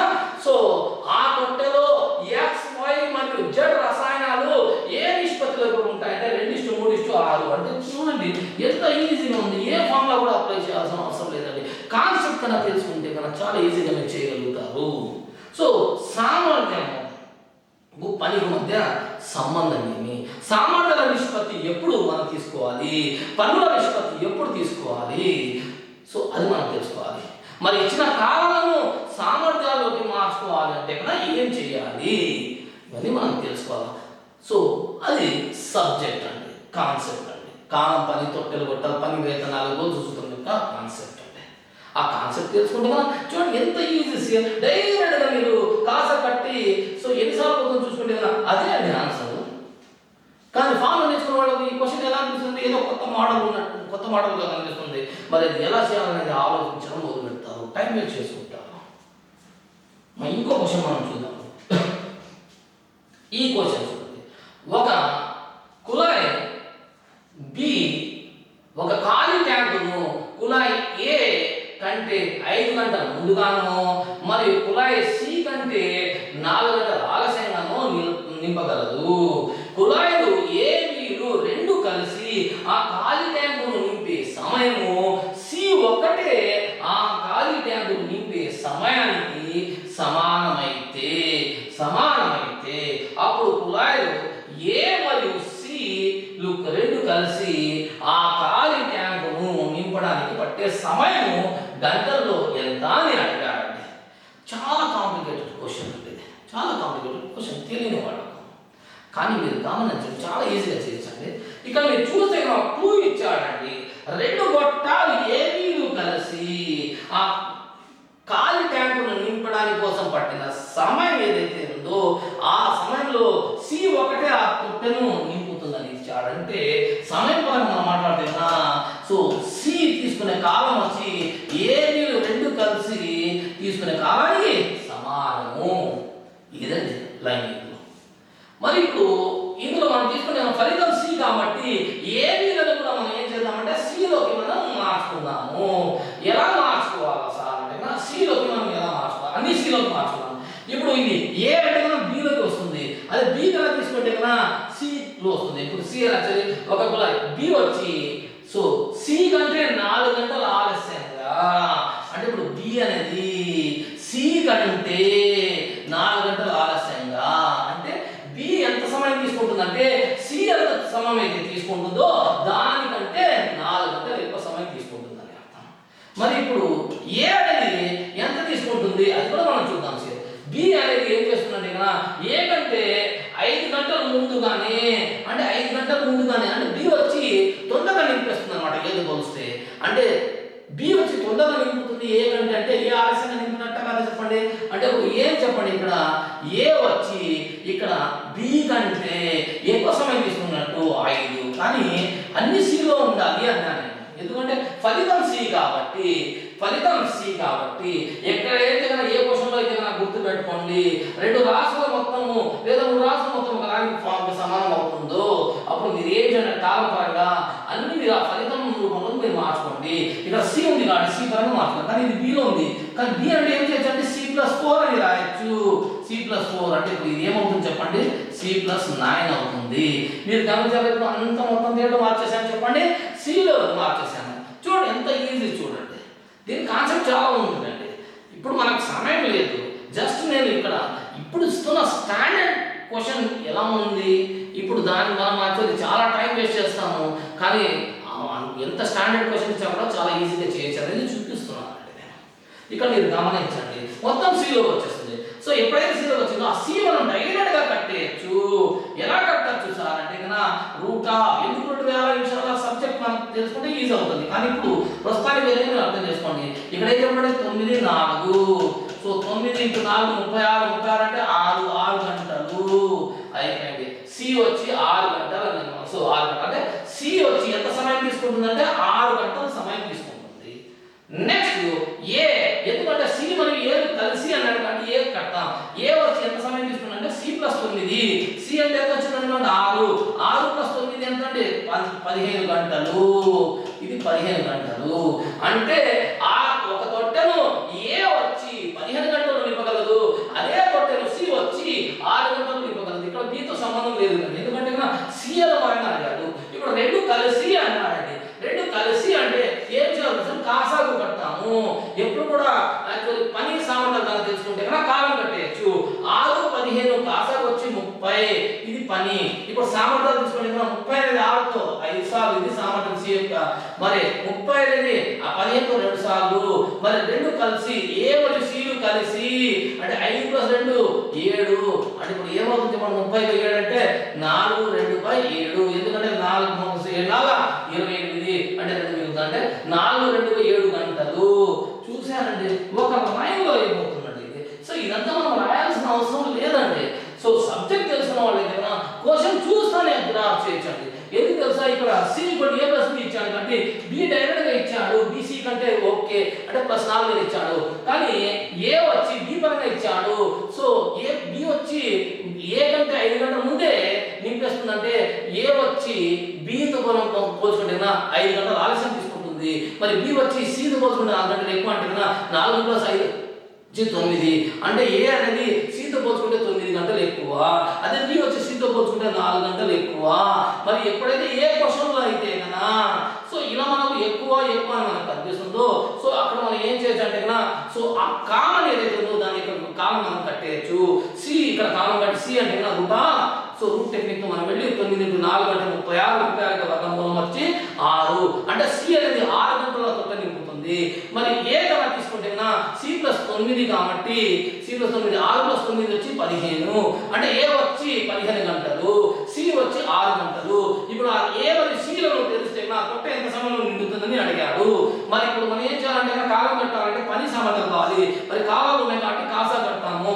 6, 15 కాసాలు వచ్చి 30 అనేది 6తో 5 సార్లు, 30 అనేది 15తో 2 సార్లు, మరి 30 సో ఇక్కడ మనం తీసుకుంటే కన్నా 5 + 2 7, 30/7, మరి 37తో భాగిస్తే కన్నా ఎన్ని సార్లు అంటే 4 సార్లు, ఇంకా ఎంత మిగులుతుందంటే 2. సో 4/2/7 గంటలు. చూసారా, విత్ ఇన్ సెకండ్స్ అండి. చూడండి ఎంత కాంప్లికేటెడ్ క్వశ్చన్ చూడండి ఇది. మరి ఏ ఫామ్లో లేకుండా మనం ప్రాక్టికల్ అప్రోచ్తో మనం వెళ్ళామండి. ఇది మనం తెలుసుకోవాలి. సబ్జెక్ట్లో మనం ఎక్కడైతే కన్నా అప్పుడు మనకు తెలుస్తుందండి ఎందుకు రూట్ వేయాలా, ఎందుకు ఇది కామన్గా తీసుకోవాలా ఏమి అనేది. చూడండి ఇక్కడ చూడవలసింది ఏమంటే ఇప్పుడు ఇస్తున్న స్టాండర్డ్ ఏమి అది మీరు చూడాలి. ఇప్పుడు మీరు ఏదైతే నేర్చుకుని ఉన్నారో టెక్నిక్స్ ఈ ఇప్పుడు ఇస్తున్న స్టాండర్డ్ అవి సరిపోతాయా మీరు చూసుకోవాలండి. భ్రమలో ఉండకూడదండి. ఎందుకంటే మన స్టాండర్డ్ పెంచుకుంటూనే పోతున్నాడు. ఇప్పుడు నెక్స్ట్ ఎగ్జామ్స్ ఏవైతే ఉన్నాయో రాబోయే ఎగ్జామ్స్లో ఇంకా స్టాండర్డ్ పెంచచ్చు. ఈ క్వశ్చన్ చూడండి. 5 పురుషులు ఒక గోడను 20 రోజుల్లోనూ అదే గోడను 8 మంది స్త్రీలు వచ్చి 25 రోజుల్లోనూ మరియు 10 మంది బాలులు వచ్చి అదే గోడను 30 రోజుల్లోనూ నిర్మించగలిగితే 2 పురుషులు 6 స్త్రీలు మరియు 5 బాలులు వచ్చి ఒక జట్టుకు అంటే కలిసి అదే గోడను నిర్మించడానికి పట్టే కాలం రోజులు మనకు అడిగాడు. ఇప్పుడు ఇది మనం ఏం చేయాలి అసలు? ఇక్కడ పురుషులు పరంగా మాట్లాడాడు. సో ఎంతమంది పురుషులు చెప్పండి? 2 పురుషులు 6 స్త్రీలు 5 బాలుల పరంగా వీళ్ళు కలిస్తే కదా ఆ గోడ ఎన్ని రోజుల్లో నిర్మించగలుగుతారని అడిగాడండి. కానీ ఇక్కడ మాత్రము 2 పురుషులు కావాలి, కానీ ఇక్కడ మాత్రము అసలు 5 పురుషులు ఇచ్చాడు. మనం ఏం చేద్దామంటే కదా 5 మనము 2లకు మనం మార్చుకుంటాము.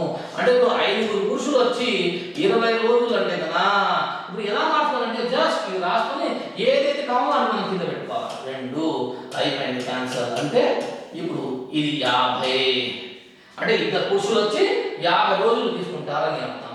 అదే స్త్రీలు కనుక మనం మాట్లాడుతున్నా 8 మంది స్త్రీలు వచ్చి 25 రోజులని ఇచ్చాడు. ఇప్పుడు ఎంతమంది స్త్రీలు అది కావాలి చెప్పండి? ఎంతమంది స్త్రీలు? సో యాక్చువల్ అదే కూడా ఎన్ని రోజులు కొడతారంటే 6 స్త్రీలు అనమాట. అంటే 4 3 అంటే సో 100/3 రోజులు తీసుకుంటారు అనమాట 6 స్త్రీలు. చూసారండి వాడు ఏదైతే అడిగాడో సో యాక్చువల్లీ ఆ జట్టులో సో 2 పురుషులు ఉన్నారు. 2 పురుషులు ఎంత కాలం తీసుకుంటారు? 6 స్త్రీలు ఎంత కాలం తీసుకుంటారు? అదేవిధంగా 5 బాలు ఎంత కాలం తీసుకుంటారు పెడతాము. దానికోసం 2 ఏం చెప్పండి 10 మంది బాలు వచ్చే గోడ 30 రోజులు అనమాట. సో 5 బాలు అంటే సో 60 రోజులు తీసుకుంటారు. అయిపోయింది. ఇప్పుడు మనకు సో వారు ఏ జట్టు అయితే ఉందో ఆ జట్టులో ఉన్న వ్యక్తులకు సంబంధించిన కాలం మనం కట్టేసామండి. ఇప్పుడు కలిసి అన్నాడు దాంట్లో ఏం చేయాలి చెప్పండి? కాసాగు 50 భిన్నంలో హారం పక్కన పెట్టండి. 50 100 60 కాసాగు ఏమవుతుంది చెప్పండి? 300 అవుతుంది. ఇది ఎన్నిసార్లు చెప్పండి? 6 సార్లు సామర్థ్యం అవుతుంది. 300 100తో ఎన్నిసార్లు అంటే 300 100తో 3 సార్లు 3 9 అంటే ఇది 300/100/3 అంటే ఆ 3 అనేది పైకి పోతుంది. 300 × 3/100 అంటే 9. మరి అదే 360తో 5. ఇప్పుడు ఏం చూడండి ఇక్కడ పని ఏం చెప్పండి? 300. ఇప్పుడు ఈ జట్టులో వీళ్ళంతా ఉన్నారు కాబట్టి సామర్థ్యాలు కలుపుతామా? సో 6 + 9 + 5 ఎంత అవుతుందంటే 6 + 9 15 15 + 5 వచ్చి 20. సో ఇప్పుడు ఆన్సర్ ఏమవుతుందంటే 15 రోజులు. చూసారండి డైరెక్ట్ మనకి ఆన్సర్ వచ్చేసింది 15 రోజులు. సో ఆప్షన్ 4 మన ఆన్సర్ అవుతుంది. సో సబ్జెక్ట్ తెలుసుకుంటే కనుక చూడండి ఎంత ఈజీగా మనం చేయొచ్చు. సో ఈ నాలెడ్జ్ మనకు ఉండాలండి. ఏంది ఇది అసలు ఎలా మార్చాము? సో మార్చడం 50 దేన్ని సూచిస్తుంది? ఇక్కడ 103 దేన్ని సూచిస్తుంది? 60 దేన్ని సూచిస్తుంది? ఎందుకు మనం కాసాగు కట్టాము? ఎందుకు ఇక్కడ భాగించాము? మరి ఇక్కడ 10/1 సామర్థ్యం అనే టెక్నిక్ ఎందుకు యూజ్ చేసాము? ఏమని మనం తెలుసుకోవాలి. ఇవన్నీ బై హార్ట్ చేస్తే రావాలి. సబ్జెక్ట్ మీ చేతిలో ఉంటేనే మీరు ఏ క్వశ్చన్ ఓన్ చేయగలుగుతారు. ఇదే క్వశ్చన్ ఇంకో వేలు కూడా మనం చేయొచ్చు. ఇదే కాదండి ఇంకో వేలు కూడా చేయొచ్చు. మరి ఆ వే ఏమి చూద్దాం. ఫస్ట్ మనం ఏం చేద్దామంటే కదా సామర్థ్యం ఇచ్చిన వాటి పరంగా సామర్థ్యాలు కట్టేద్దామండి. సో పురుషుల పరంగా మనం ఏం చేద్దామంటే 5 × 5 20. 5 అంటే ఒక పురుషుడు అనమాట. ఒక పురుషుడు పరంగా క్లియర్ అంటే ఒక పురుషుడు తీసుకునే కాలం అనమాట. 5 × 20 అంటే 100 రోజులు. 5 పురుషులు 20 రోజులు అంటే ఒక పురుషుడు 100 రోజులు అని అర్థం. అదే స్త్రీ వచ్చి 8 × 25. అదే బాలుడు వచ్చి 10 × 30. క్లియర్ అండి. ఇవి కాలాలు వచ్చాయండి. కాలాలు అనేది సో యాక్చువల్లీ సో పురుషుడు ఒక స్త్రీ ఒక బాలుడు పరంగా అన్నమాట. సో ఇది నిష్పత్తి పరంగా మనం క్యాన్సల్ చేద్దాం సార్. క్యాన్సల్ చేద్దాం. 5 4 5 5 5 6 మరి 5 1 5 1 5 2 మరి 2 2 2 4 2 1 అంటే ఇప్పుడు నిష్పత్తి మన ఇంకా క్యాన్సల్ అవుతుంది. 1 2 3 అంటే 1:2:3. లేదా మీరు డైరెక్ట్ ఇక్కడ 100 ఇది 200 ఇది 300 డైరెక్ట్ ఇంత వేయాల్సిన అవసరం లేదు. 5 × 20 100 8 × 25 200 సో 10 × 30 300 100 200 300 అంటే 1:2:3. కానీ ఇది కావాలి. మరి సామర్థ్యాలు మనకు కావాలి. సామర్థ్యాలు మనకు కావాలంటే కదా మనం ఏం చేయాలంటే కదా నిష్పత్తి సో ఇక్కడ విలోమ నిష్పత్తి మనం కట్టాలి. విలోమ నిష్పత్తి అంటే ఎలా కట్టాలంటే కాసా కట్టిపోతుందండి. 1 2 3 కాసాకు వచ్చి 6. 6 అనేది 1 ఎన్నిసార్లు అండి 6 సార్లు. 6 అనేది 2తో 3 సార్లు. 6 అనేది 3తో 2 సార్లు అయిపోయింది. అంటే ఒక పురుషుడు ఒక స్త్రీ ఒక మరి ఒక బాలుడు యొక్క సామర్థ్యాల నిష్పత్తి వచ్చి 6:3:2 అండి. ఇప్పుడు మనం ఏం చేద్దామంటే ఇచ్చింది ఏదైతే ఉందో అది తీసుకుంటాము, అడిగింది మనం తీసుకుంటాం. ఇక్కడ ఈ లైన్ తీసుకుంటాం, ఏ లైన్ అయినా తీసుకోవచ్చండి. ఇచ్చింది నేను పురుషుడు లైన్ తీసుకున్నాను. ఒక పురుషుడు ఏం చెప్పండి ఇక్కడ ఒక సామర్థ్యం 6 కాబట్టి ఒక పురుషుడు సామర్థ్యం 6 అంటే 5 పురుషులు అంటే 30. సో ఇది ఎన్ని రోజులు చెప్పండి 20 రోజులు. ఎస్ ఇది ఇచ్చింది పురుషుడు తీసుకోవచ్చు, స్త్రీ తీసుకోవచ్చు, బాలు తీసుకోవచ్చు, సేమ్ ఆన్సర్ వస్తుంది. ఇప్పుడు అడిగిన దాంట్లో మనం పెడతాము. అడిగిన దాంట్లో ఒక జట్టు ఉందా? సో ఇక్కడ ఏం చెప్పండి 2 పురుషులు, ఒక పురుషుడు 6 సామర్థ్యం అంటే 2 పురుషులు అంటే 12, జట్టు అంటే కలపడము. సో ఇక్కడ ఒక స్త్రీ వచ్చి సామర్థ్యం 3 అంటే 6 3 18, ఒక బాలుడు అంటే సామర్థ్యం 2 కాబట్టి 5 2 10 అంటే మొత్తానికి 12 + 18 + 10 అంటే 40 క్వశ్చన్ మార్క్ అంటే కాలం అడిగాడు. అయిపోయింది. ఇక్కడ 1 5 3 5 వచ్చి 15. చూసారండి ఇలా చేసాం కూడా మీకు 15 ఆన్సర్ వచ్చింది. చూడండి ఎలాగైనా చేయొచ్చండి. సో ఇలా చేయొచ్చు, అలా చేయొచ్చు. ఈ నాలెడ్జ్ ఎప్పుడు వస్తుంది? మీ దగ్గర సబ్జెక్ట్ ఉంటేనే వస్తుంది. చూడండి ఎంత కాంప్లికేటెడ్ క్వశ్చన్ ఇంత ఈజీగా మనం ఆన్సర్ చేయగలుగుతామండి. ఈ క్వశ్చన్ చూడండి. గంటకు 54 కిలోమీటర్ల వేగంతో ప్రయాణించే ఒక రైలు ఒక ప్లాట్ఫామ్ దాటడానికి 25 సెకండ్లు పడుతుంది. అదే వేగంతో పోయే ఆ రైలునకు సో గంటకు 9 వేగం 9 కిలోమీటర్ల వేగంతో అదే దిశలో పరిగెత్తుతున్న ఒక మనిషిని పూర్తిగా దాటడానికి 14 సెకండ్లు పడుతుంది. అప్పుడు ఆ రైలు మన ప్లాట్ఫామ్ పొడవులో వరుసగా ఏమను అంటే మీటర్లలో అడిగాడు. ఇప్పుడు యాక్చువల్లీ ఈ క్వశ్చన్ మనం తీసుకుంటే కదా ఒక రైలు ఉందండి, దాని యొక్క వేగం అయితే ఇచ్చేసాడండి, వేగము ఇచ్చేసాడు, గంటకు 54 కిలోమీటర్ల వేగం అని ఇచ్చేసాడండి. బాగుంది. సో ఇప్పుడు రైలు వేగం ఇచ్చాడు కానీ రైలు పొడుగు ఇవ్వలేదు. పైగా ఆ రైలు వచ్చి ప్లాట్ఫామ్ దాటుతున్నది, ప్లాట్ఫామ్ పొడుగు కూడా ఇవ్వలేదు. అందుకోసం లాస్ట్ మనకు రైలు పొడుగు మరి ప్లాట్ఫామ్ పొడుగు 2 అడిగాడు. మరి ఇప్పుడు రైలు ఏం చేస్తుందంటే ప్లాట్ఫామ్ దాటుతున్నది, అదే రైలు వచ్చి ఒక వ్యక్తిని నడుచుకుంటూ అదే దిశలో నడుచుకుంటూ వెళ్తున్నా లేదా పరిగెత్తుకుంటూ వెళ్తున్న వ్యక్తిని దాటుతున్నారు అనమాట. మరి ఇప్పుడు 2 ఉన్నాయి టార్గెట్లు, ఒకటి ప్లాట్ఫామ్, ఇంకోటి పరిగెత్తు అదే దిశలో పరిగెత్తుకుంటూ వెళ్తున్న వ్యక్తిని దాటాలి. మరి ఇప్పుడు ఎక్కడి నుంచి మనం బిగించేయాలా? టైం వేస్ట్ చేసుకోకూడదు కదా, ఎక్కడి నుంచి బిగించేయాలా? ఇప్పుడు నేను ప్లాట్ఫామ్లో మొదలు పెట్టాను అనుకోండి, రైలు పొడవు తెలియదు, ప్లాట్ఫామ్ తెలియదు, 2 తెలియనప్పుడు కాంప్లికేటెడ్ అయిపోతుంది. అదే వ్యక్తిని దాటడం అంటే అక్కడ రైలు పొడుగు ఉంటుంది అంటే మీరు డైరెక్ట్గా రైలు పొడుగు కట్టేయచ్చు. అంటే ఇప్పుడు రైలు పొడుగు డైరెక్ట్గా మీకు వచ్చేస్తుంది. ఎందులో నుండి అంటే సెకండ్ దాని నుంచి వచ్చేస్తుంది, అంటే వ్యక్తిని దాటడం నుంచి. సో పొడుగు అంటే దూరం కాబట్టి, దూరం అంటే వేగం ఇంటూ కాలము, వేగం ఇంటూ కాలం. ఇక్కడ వేగం ఏం చెప్పండి ఒకే దిశ కాబట్టి ఈ వ్యక్తి మరి రైలు, సో రైలు మరి వ్యక్తి ఒకే దిశ పట్టిన భేదం కడతారు, అది వేగం అన్నమాట. సో యాక్చువల్లీ సో ఈ పరస్పర వేగం అన్నమాట. సో 54 - 9 అంటే 45 ఒకే దిశ కాబట్టి. కానీ ఇది కిలోమీటర్/గంట ఉంది కాబట్టి నేను మీటర్/సెకండ్కి మార్చేస్తున్నాను. కిలోమీటర్/గంటని మీరు మీటర్/సెకండ్ మార్చాలంటే కదా 5/18తో గుణించాలన్నమాట. సో మరి ఇది వేగం వచ్చేసిందా? సో దూరం అంటే ఏం చెప్పండి, దూరం అంటే వేగం ఇంటూ కాలం అన్నమాట. మరి కాలం ఎంత సమయం చెప్పండి, వ్యక్తిని దాటడానికి 14 సెకండ్లు అయిపోయింది. సో 9 5 9 2 2 1 2 7 5 5 25 25 7 వచ్చి 175 మీటర్లు. మరి ఇది ఏం చెప్పండి వ్యక్తిని దాటుతున్నదంటే ఆ వచ్చిన దూరం రైలు పొడవునే ఉంటుంది. ఎందుకంటే వ్యక్తిని దాటడం అంటే రైలు పొడవునే దూరం ఉంటుంది. అదే ప్లాట్ఫామ్ ని దాటడం అంటే రైలు పొడవు మరియు ప్లాట్ఫామ్ పొడవు 2 కలుస్తూ ఉంటుంది. అంటే 175 మీటర్లు ఉండాలా. అంటే ఇప్పుడు ఏం చేయాలి, ఫస్ట్ ఆప్షన్ ఆప్షన్ ఎలిమినేట్ చేయొచ్చు. చూడండి ఎలిమినేట్ చేయొచ్చు. మరి ఇప్పుడు మనం తీసుకుంటే కదా ఇప్పుడు వద్దాం సార్, ఇప్పుడు ప్లాట్ఫామ్ ని దాటడం అంటే కదా మొదటి దూరం కట్టాము. దూరం అంటే కదా సో వేగం ఇంటూ కాలము. ప్లాట్ఫామ్ అంటే ఇక్కడ రైలు వేగం వచ్చి 54 కిలోమీటర్/గంట కాబట్టి దాన్ని మీటర్/సెకండ్ మార్చేద్దాము. ఎంత టైం తీసుకుంటుందండి, 25 సెకండ్లు తీసుకుంటున్నది.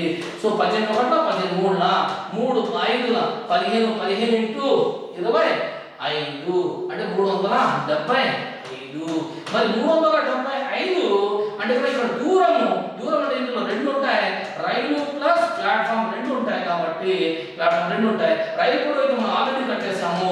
375లో నుండి 175 రైలు పొడిపోతే కదా ఇంకా ఎంత మిగులుతుందంటే 200 మీటర్ ప్లాట్ఫామ్ పొడుగుతుంది. అంటే ఇప్పుడు మనం ఏం చేయొచ్చండి, ఇప్పుడు రైలు ప్లాట్ఫామ్ పొడవు ఎంత అంటే కదా 175 మరియు 200. చూసారండి, సింపుల్. ఏ ఫార్ములా కూడా యూజ్ చేయడం లేదండి. సో సింపుల్ బేసిక్ అండి. అదైతే మన వేగం అంటే దూరం బై కాలం, కాలం అంటే దూరం బై వేగము, దూరం అంటే వేగం కాలం. ఇది బేసిక్ అది ఫార్ములా కిందికి రావు. ఎందుకంటే బేసిక్ అది లేకుండా సాఫ్ట్వేర్ లేదండి. కాలం, దూరం, వేగము. క్లియర్ అండి. చూసారండి ఎంత ఈజీగా మనం ఆన్సర్ చేశాము.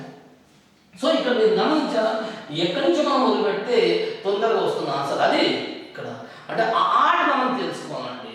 ఎందుకంటే కదా సో ఫస్ట్ వ్యక్తి ఇచ్చి తర్వాత ప్లాట్ఫామ్ ఇచ్చింటే కదా బాగుండేది. కానీ ఫస్ట్ ప్లాట్ఫామ్ ఇచ్చాడు, కానీ మిస్లీడ్ చేయించాడు. అక్కడ స్టూడెంట్ పెడతాడు, అదే ప్లాట్ఫామ్ కూడా తెలియదు, రైలు కూడా తెలియదు, మరి ఏం చేయాలనేసి చేతులు ఎత్తిస్తాడు. క్లియర్ అండి. అందుకోసం తెలుసుకోవాలండి. సో దేని మనం మొదలు పెట్టాలా, ఏ సందర్భం, ఇక్కడ రెండు సందర్భాలు ఉన్నాయి. ఒకటి ప్లాట్ఫామ్ని దాటడం, ఇంకోటి ఒక రైలు ప్రయాణిస్తున్న దిశలో నడుచుకుంటూ పరిగెత్తుకుంటూ వెళ్తున్న వ్యక్తిని దాటడం అనమాట. సో మరి ఇప్పుడు ఏ సందర్భంతో మనం మొదలు పెట్టాలంటే మనం ఈజీగా వస్తుంటే రెండో సందర్భంతో మొదలు పెడితే కన్నా మనం డైరెక్ట్గా రైలు పొడవు వచ్చేస్తుంది. ఆ తర్వాత మనం మొదటి సందర్భంతో వస్తే కన్నా సో రైలు పొడవు ప్లస్ ప్లాట్ఫామ్ ఉంది కదా, ప్లాట్ఫామ్ పొడవు మనకు అక్కడ వచ్చేస్తుంది. ఇదండి అంటే సో సెకండ్ ఆప్షన్ మన ఆన్సర్. ఇంకో క్వశ్చన్ మనం చూద్దాం సార్.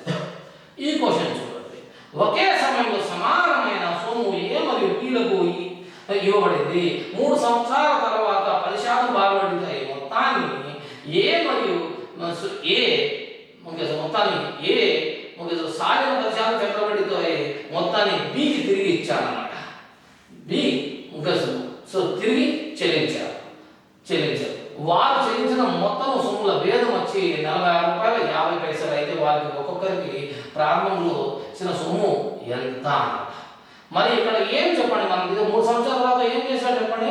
సో 3 సంవత్సరాల తర్వాత ఏం చేశాడంటే కదా, వచ్చి ఏదైతే బారుడికాయ మొత్తం ఏదైతే ఉందో అది, మరి బి వచ్చి చక్రవడ్డీకాయ మొత్తము చెల్లించడం జరిగింది అనమాట. ఏపీల మధ్య తేడా వచ్చి వడ్డీల మధ్య తేడా వచ్చి ఇంత ఇచ్చాడు. మీరు గమనించండి, ఎన్ని సంవత్సరాలు చెప్పండి, ఇది ఎన్ని సంవత్సరాలు కంటే కదా 3 సంవత్సరాల పరంగా మాట్లాడడం జరిగింది. 3 సంవత్సరాలు వడ్డీ రేట్ సేమ్ ఉందా? ఏమంటే ఒకటి చక్రవడ్డీ ఉంది, ఇంకోటి బారు వడ్డీ ఉంది. మరి ఇక్కడ సో కాలం సేమ్ ఉంది, వడ్డీ రేట్ సేమ్ ఉంది. అంటే 3 సంవత్సరాలకు మధ్య భేదం ఇక్కడ ఇచ్చారంటే కదా చక్రవడ్డీ బారు వడ్డీల మధ్య భేదం అంటే 3 సంవత్సరాలకు. చూసారండి, 3 సంవత్సరాలకు చక్రవడ్డీ బారు వడ్డీల మధ్య భేదం అంటే కదా ఇక్కడ వడ్డీ రేట్ సేమ్ ఉంది కాబట్టి మనం డైరెక్ట్గా మనము ఈ టెక్నిక్ మనం వెళ్ళొచ్చండి. ఏది సార్ ఇది 0.31 అది మనం తెలుసుకుంటే ఈజీ అవుతుందండి.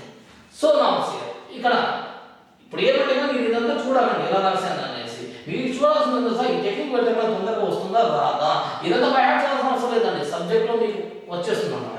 ఇక్కడ వడ్డీ ఎంత అంటే కదా 10 కాబట్టి 10 యొక్క వర్గం వచ్చి 100, 10 యొక్క ఘనం వచ్చి 1000. ఇప్పుడు మనం ఏం చేద్దామంటే కదా ఫస్ట్ గుణించి 2 అంకెలు మాత్రం వేద్దాం. 1000 గుణించడం 2 అంకెలు వేయడం అన్నమాట. 1000 × 1 1000 అంటే కదా 2 సున్నాలు 2 అంకెలు వేయాలా, మిగతా 2 అంకెలు ఇక్కడ పెట్టుకుంటాం. So 100 × 3 300 plus 10 310. 310లో 2 అంకెలు అంటే ఏమైతే చెప్పండి 10 అంటే ఆ 10 ఇక్కడ రాసుకోవాలి. మరి ఇంకేం చేయాలి సార్ అంటే ఇప్పుడు ఈ 3 ఏదైతే ఉందో ఇక్కడ క్యారీ. సో 10 × 0 0 ప్లస్ 3 ఇదండి భేదం డైరెక్ట్గా. మీరు చూసారండి డైరెక్ట్గా భేదం ఎంత వచ్చింది చెప్పండి. డైరెక్ట్గా భేదం వచ్చి సో 3.1 అనేది వచ్చింది. ఎన్ని సంవత్సరాలకు చెప్పండి? 3 సంవత్సరాలకు. సో ఇక్కడ బి మరియు ఏల మధ్య బి మరియు ఏ ఏదైతే చెల్లించారో ఏ వచ్చి బారువడ్డీ పరంగా చెల్లించాడు 3 సంవత్సరాలకు. సో ఏ వచ్చి బారువడ్డీ పరంగా, బి వచ్చి చక్రవడ్డీ పరంగా చెల్లించాడు. మరి ఆ వడ్డీల మధ్య భేదం వచ్చి వాడు ఇచ్చేసాడు 46 రూపాయలు 50 పైసలు. అంటే ఇది అనమాట 3.1% అనమాట. అంటే 46.5 ఇది దీనికి సంబంధించింది కాబట్టి ఇది. మరి ఏమడిగాడు చెప్పండి? సొమ్ము అడిగాడు. సొమ్ము అంటే అసలు ఎంత శాతం అంటే 100 అన్నమాట అసలు. ఇప్పుడు మనం ఇది క్యాన్సల్ చేయొచ్చు. సో పాయింట్ ఎలా పోతుంది 1. సో ఇది ఏమంటుందంటే కదా మనం తీసుకుంటే కదా సో 15 × 100 1500 రూపాయలు. 1500 రూపాయలు. చూసారండి డైరెక్ట్గా మనకు ఆన్సర్ వచ్చేసింది. చూడండి ఏ ఫార్ములా కూడా యూస్ చేయాల్సిన అవసరం లేదండి. ఇది ఏం ఫార్ములా ఏం కాదండి. ఇది 0.31 అనేది పాయింట్ 1 ఎందుకు యూజ్ చేసాం అనేది ఆ సబ్జెక్ట్ మీకు తెలిస్తే కన్నా ఇన్షాల్లా మీ ఓన్గా మీరు చేయగలుగుతారు ఏ క్వశ్చన్ అయినా కూడా. సో ఇదే క్వశ్చన్ మనం ఇంకో వేలో కూడా మనము చేయొచ్చండి. ఒక చార్ట్ రూపంలో కూడా మనం చేయొచ్చు. చార్ట్ రూపం ఏం తెలుసండి, యాక్చువల్లీ ఇక్కడ 10% వడ్డీ కాబట్టి 1/10 అన్నమాట. భిన్నమైన మార్చుకుంటే 10% అంటే 1/10. సో 1/10 3 సార్లు అంటే కదా, సో 10 × 10 × 10 అంటే 1000 అసలు అనుకుందాము, 1000 వచ్చి అసలు అనుకుందాము, 1000 అసలు అనుకుందాము. ఇప్పుడు ఏం చెప్పండి, 3 సంవత్సరాలు కాబట్టి బాగా వడ్డీ మనం కట్టాం 1/10తో అంటే ఇది 100 ఇది 100 అవుతుంది. మళ్ళీ దీని మీద వడ్డీ సో 10, మళ్ళీ ఇదేం చెప్పండి వడ్డీ మీద వడ్డీ, మళ్ళీ వడ్డీ మీద వడ్డీ అయిపోయిందండి. ఇప్పుడు మనకు కావాల్సింది ఏంటంటే చక్రవడ్డీ బాగా వడ్డీల మధ్య ఇక్కడ మీరు గమనించండి, ఇక్కడ మనం తీసుకోండి కదా, సో 100 అంటే నాకు 10 అయింది. మళ్ళీ ఇక్కడ ఏమైంది చూడండి 100 అంటే నాకు 10 అయింది ఇది. సో యాక్చువల్లీ మనం ఏ క్వశ్చన్ అయినా మనము చాలా ఈజీగా మనము చేయగలుగుతాము, చాలా ఈజీగా మనము చేయొచ్చు. కానీ మన చేతిలో ఏముండాలో చెప్పండి, సబ్జెక్ట్ ఉండాలి. సబ్జెక్ట్ అని ఉంటే కదా ఏ క్వశ్చన్ అయినా మనం చాలా ఈజీగా ఈ టెక్నిక్ ద్వారా కూడా మనం చేయొచ్చండి. ఈ టెక్నిక్ ద్వారా కూడా చేయొచ్చు. ఏమంటే కదా మనం చార్ట్ మనము ఫిల్ చేసుకోవాలి. చార్ట్ మనం ఫిల్ కన్నా చేసుకుంటే కదా మనకు చాలా ఈజీగా మనము ఆన్సర్ చేయగలుగుతాము. సిఆర్ ఇక్కడ 10 ఇక్కడ సిఆర్ దీని మీద వడ్డీ మళ్ళీ వడ్డీ మీద వడ్డీ అయిపోయి. ఇప్పుడు మనం చక్రవడ్డీ బాగా వడ్డీల మధ్య భేదం అడిగాడు కాబట్టి చక్రవడ్డీ బాగా వడ్డీల మధ్య భేదం అంటే ఇది, ఎందుకంటే ఇది బాగా వడ్డీ అవుతుంది, ఇది మొత్తం చక్రవడ్డీ అంటే చక్రవడ్డీ నుంచి బాగా వడ్డీ తీస్తే కన్నా ఇది అంటే చక్రవడ్డీ బాగా వడ్డీల మధ్య భేదం వచ్చి 10 + 10 + 1 31. ఈ భేదం వాడు ఎంత ఇచ్చాడంటే విలువ వడ్డీ కన్నా యూజ్ చేస్తే కన్నా సో 10 + 10 + 10 + 1 వచ్చి 31. మరి ఇక్కడ అసలు ఎంత అడిగాడు ప్రారంభంలో ఒక్కొక్క దగ్గర, సో ఒక్కొక్కరు ఎంత అప్పు తీసుకున్నారు అనేసి, సో ఇది 1000. సో ఇక్కడ మనం తీసుకుంటే కనుక 1.5, సో 1.5 ఎందుకంటే ఇక్కడ 46.5 అండి. సో 1.5 × 1000 అంటే ఎంత అంటే కన్నా చూసానండి. ఇలా కూడా మనం చేయొచ్చు. ఇలా చేసినప్పుడు మనకు ఆన్సర్ వస్తున్న చూడండి 1500 రూపాయలు విత్ సెకండ్స్ లో మనకు వచ్చే చూడండి. అంటే ఒక క్వశ్చన్ మనం ఎన్నో విధాలు మనం చేయొచ్చండి. ఈ క్వశ్చన్ చూడండి, సో ఏడాదికి 8% బార్వడ్డీతో 3 సంవత్సరాలకు 1750 రూపాయలు లపై అయ్యే వడ్డీ ఏటా X% సాధిన చక్రవడ్డీని గణించినప్పుడు 2 సంవత్సరాలకు 4000 రూపాయలపై అయ్యే వడ్డీలో సగం అయితే అప్పుడు X ఎంత అన్నాడండి. ఈ క్వశ్చన్ ఇంత ప్రాక్టికల్ క్వశ్చన్ ఇచ్చాడు. ఇప్పుడు మనం ఇది ఎలా చేయాలి, అసలు ప్రాక్టికల్గా మనం థింక్ చేద్దామండి. అయ్యో ఫస్ట్ మనం ఏం చేద్దామంటే కదా అసలు బార్వడ్డీ ఎంత పడుతుందో మనం చూద్దామండి. ఎన్ని సంవత్సరాలకు బార్వడ్డీ, 3 సంవత్సరాలు బార్వడ్డీ కడతాం. అసలు ఎంత ఇచ్చాడు చెప్పండి, 1750 రూపాయలు ఇచ్చాడా. మరి సంవత్సరానికి వడ్డీ రేటు 8%, అలా ఎన్ని సంవత్సరాలు చెప్పండి, 3 సంవత్సరాలకు. ఇది బార్వడ్డీ అండి, ఇది బార్వడ్డీ. ఇప్పుడు మనం దీన్ని మనం ఏం చేయొచ్చండి, క్యాన్సల్ చేయొచ్చు. మరి క్యాన్సల్ ఎలా చేయాలా, 25 1 2 అంటే ఇప్పుడు ఏం చెప్పండి 420 రూపాయలు అన్నమాట. ఇది బార్వడ్డీ 3 సంవత్సరాలకు. మరి వాడేమన్నాడంటే కదా బార్వడ్డీ ఏదైతే 3 సంవత్సరాలకు అవుతుందో ఈ 1750 రూపాయల పైన ఈ వడ్డీ రేటు, అదే విధంగా అసలు సో 4000 రూపాయల పైన 2 సంవత్సరాలకు X% చక్రవడ్డీతో అసలు అయ్యే చక్రవడ్డీలో సగం అన్నమాట. అంటే ఇప్పుడు ఇది సగం అయితే మనకు చక్రవడ్డీ ఎంత ఉండాలి చెప్పండి, సో 840 ఉండాలి. చక్రవడ్డీ వచ్చి 840 ఉండాలి. క్లియర్ అండి. సో 840 వచ్చి చక్రవడ్డీ అన్నమాట. ఎన్ని సంవత్సరాలకు చక్రవడ్డీ, 2 సంవత్సరాలకు చక్రవడ్డీ అన్నమాట. ఇప్పుడు నేను ఇక్కడ చక్రవడ్డీ 2 సంవత్సరాలు అంటే నేను బ్రాంచ్తో నేను పెడుతున్నాను. సీర్ ఎంత ఈజీగా నేను చేస్తాను చూడండి. ఇప్పుడు X అనేది వడ్డీ రేట్ అనుకోవాలి కదండి. సో యాక్చువల్లీ ఇప్పుడు నేను చాలా ఈజీగా నేను చేస్తాను సార్ 840.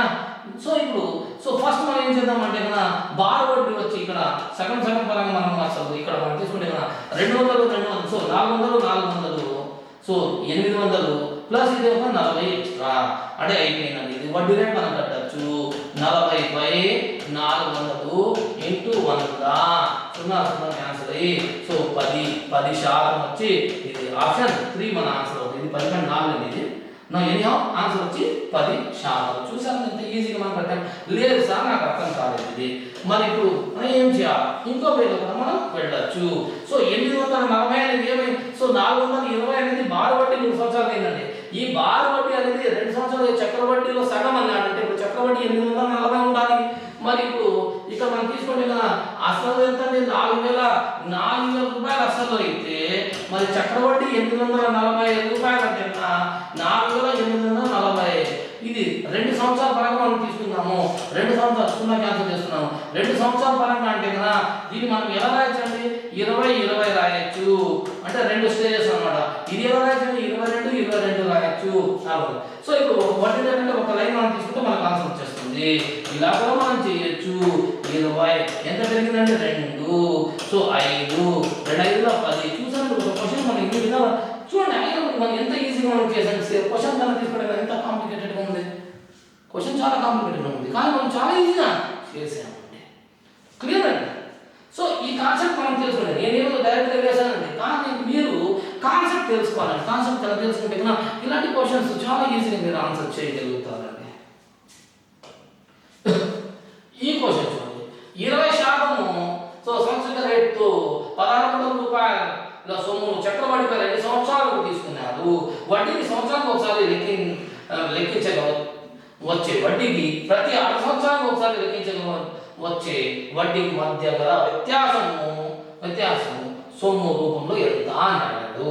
అంటే ఇప్పుడు మనకి ఇక్కడ ఏమన్నాడంటే సో యాక్చువల్లీ 2 సంవత్సరాలకు ఒక సంవత్సరం పరంగా చక్రవడ్డీ లెక్కిస్తే వచ్చే వడ్డీ అదే 2 సంవత్సరాలకు 6 నెలలకు ఒకసారి చక్రవడ్డీ లెక్కించే విధానంతో కట్టే చక్రవడ్డీల మధ్య ఒక భేదం మనకు అడిగాడు. ఇప్పుడు ఫస్ట్ మనం సంవత్సరం పరంగా మనం తీసుకుందామండి. సంవత్సరానికి ఒకసారి చక్రవడ్డీ అంటే 2 సంవత్సరాలు అంటే టెక్నిక్ 2.1 అన్నమాట. అంటే 2.1 టెక్నిక్ అంటారు. సో ఇది 20 ఏం లేదండి వర్గం వేసేయాలా. 20కి వర్గం వచ్చేది అంటే 400 అన్నమాట.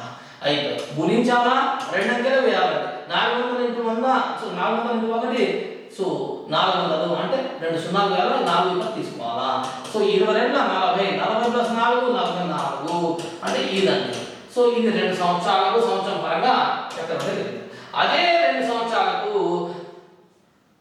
అర్ధ వార్షిక చక్రవడ్డీ విధానంతో అయ్యే వడ్డీ మనం చూద్దామండి. అంటే అప్పుడు వడ్డీ రేట్ వచ్చి 10 అయిపోతుంది. అంటే ఇప్పుడు 4 సంవత్సరాలు సో 2 సంవత్సరాలు అంటే కదా 6 నెలలు అంటే ఎన్నిసార్లు అంటే 4 సార్లు అంటే ఇది ఈ టెక్నిక్ మనం తెలుసుకుంటే ఏదో నేను వేసుకున్నాను కాదండి 4.64 అనేది తెలుసుకుంటే చాలా ఈజీ అండి. ఇప్పుడు వడ్డీ రేట్ వచ్చి ఈ సంవత్సరానికి 20 అంటే 6 నెలలకు వచ్చి 10 అవుతుంది. 10 ఇది వచ్చి 100 ఇది 1000 అంటే 10 యొక్క వర్గం 10 యొక్క ఘనం 10 యొక్క 4 భాగం. ఇలా మనం చేయాలి. చేసినప్పుడు ఏం చేయాలి గుణించాలి. 10,000 × 100 సో 10,000 × 1 10,000 10,000 అంటే 2 సున్నా మనం పెట్టుకోవాలా. మిగతా 10,000 100 పడదు. సో 1000 × 4 వచ్చి 4,000 4,100 అంటే 41 అవుతుంది. సో 6 × 100 600 + 41 వచ్చి 641.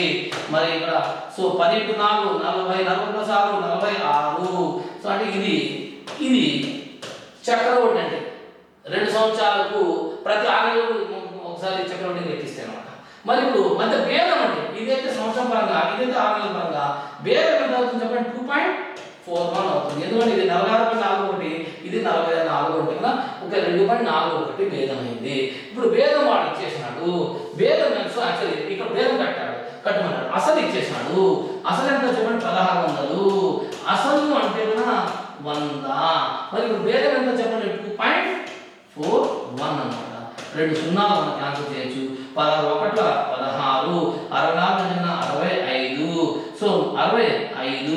మరి ఇక్కడ అయితే 32 అంటే కన్నా 38 అంటే 38.56 38.56 చూసారండి. ఏ ఫార్ములా కూడా లేకుండా మనం డైరెక్ట్ మనం చేసామండి. సో సబ్జెక్ట్ కనుక తెలుసుకుంటే కన్నా ఏదైనా మీరు కట్టచ్చండి. సంవత్సరం పరంగా కట్టచ్చు, 6 నెలల పరంగా కట్టచ్చు, 3 నెలల పరంగా కట్టచ్చు, 2 నెలల పరంగా కట్టచ్చు, ఎంత కాలానికైనా మీరు కట్టచ్చండి. కానీ సబ్జెక్ట్ మీ దగ్గర ఉండాలండి.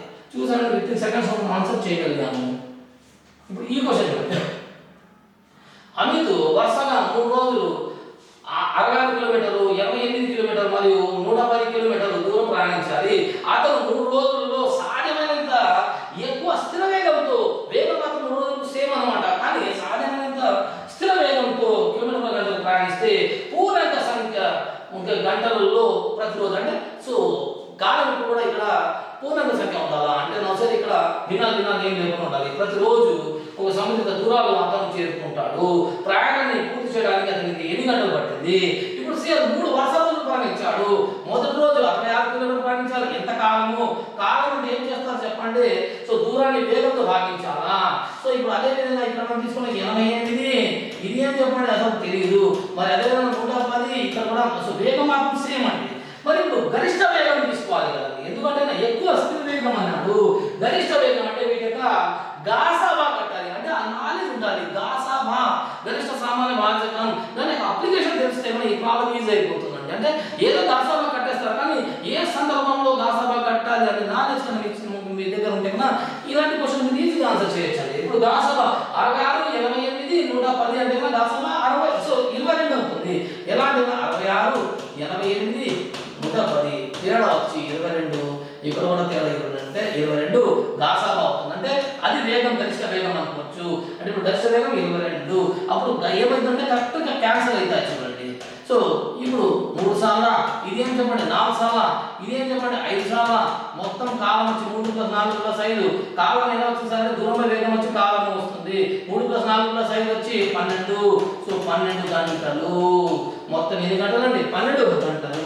చూసారు ఎంత ఈజీ క్వశ్చన్. కానీ సో ఇక్కడ గాసాబా కట్టాలి అంటే గాసాబా కట్టే మనకి ఇక్కడ గరిష్ట వేగం వస్తుంది. ఆ నాలెడ్జ్ మీ దగ్గర ఉండాలి. ఆ నాలెడ్జ్ ఉంటే ఈ క్వశ్చన్ ఈజీగా ఆన్సర్ చేయగలుగుతారు. అది ఎప్పుడు సాధ్యమవుతుంది చెప్పండి? గాసాబా యొక్క వాస్తవ కాన్సెప్ట్ మీ చేతిలో ఉండాలి. గాసాబా అంటే ఏంటి? కాసాగ్ అంటే ఏంటి? కాసాగు ఏ సందర్భంలో వాడతారు? గాసాబా ఏ సందర్భంలో వాడతారు? ఈ నాలెడ్జ్ ఉంటే ప్రాక్టికల్ గా ఇలాంటి క్వశ్చన్స్ ఆన్సర్ చేయొచ్చు. ఈ ఫార్ములా మీద కూడా మీరు డిపెండ్ కావాల్సిన అవసరం లేదండి.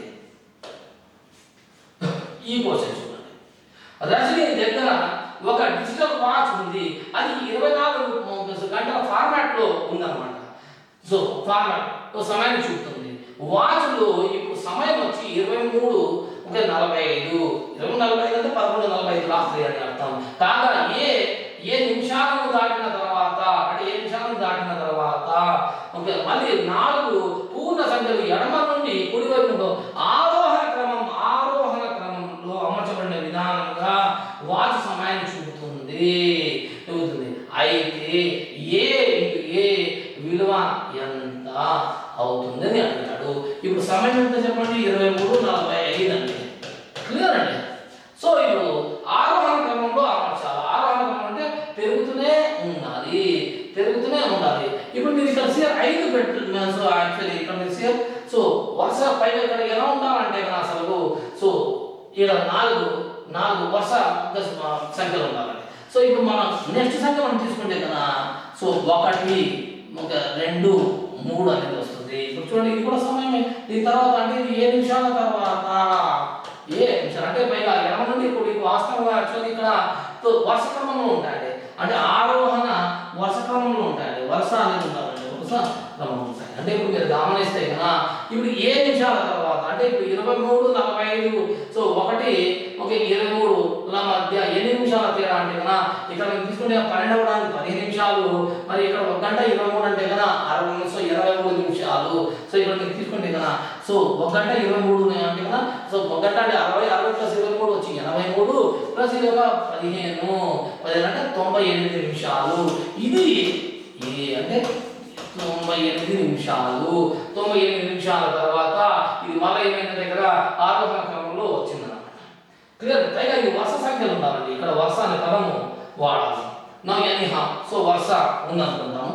సో దాని ప్రకారం అడుగుతాం. ఇప్పుడు మనకేమడిగాడంటే ఏ అడిగాడు అంటే 98 × 98 అడిగాడు. ఇప్పుడు ఆన్సర్ ఏమవుతుందంటే 9604 వర్గంగా కట్టాలి. సో ఇప్పుడు ఏం చెప్పండి? సో 9604 సో ఆప్షన్ 4 ఇక్కడ వరుస క్రమంలో ఉండాలండి. సో 4 అసలు 4 సో యాక్చువల్లీ పూర్ణాంకాలు అన్నమాట. ఇక్కడ ఎలా ఉండాలంటే పూర్ణ సంఖ్యలు ఉండాలి. 4 పూర్ణ సంఖ్యలు అది కూడా సో వరుస పూర్ణ సంఖ్యలు ఉండాలి. 4 వరుస పూర్ణ సంఖ్యలు ఉండాలి. క్లియర్ అక్కడ ఇంకా ఆ వర్డ్ ఉండాలి. నాకు ఎనీహా ఆన్సర్ చెప్పండి 9604 అర్థమవుతుందండి. చూడండి ఎంత ఈజీగా మనం మీరు ఇక్కడ ఇంకా సబ్జెక్ట్ మీరు ఇప్పుడు మనసు ఇదంతా మీరు చూడాలండి. మీరు చూడాల్సింది ఏం తెలుసండి అసలు అరే ఇంత ఫాస్ట్గా నేను కూడా చేయగలిగితే ఆ ఎగ్జామ్లో నేను ఎక్కువ మార్కులు సాధించుకోగలుగుతాను కదా అనేది మీరు మైండ్ ఫిక్స్ చేసుకోండి. ఈ క్వశ్చన్ చూడండి, ఇది రీజనింగ్ నుంచి ఉందండి. ఒక కుటుంబంలో రవి, మధు, మహేష్, రఘు, ప్రవీణ్ అనే 5 మంది సభ్యులు ఉన్నారు. ప్రవీణ్ రఘు కంటే పొడుగ్గా ఉన్నాడు, కానీ రఘు కన్నా ఒక లావు లేడు. మహేష్ రవి కంటే పొడుగ్గా ఉన్నాడు, కానీ మధు కంటే ఒక పొట్టిగా ఉన్నాడు. రవి రఘు కంటే లావుగా ఉన్నాడు, కానీ మధు కన్నా లావుగా లేడు.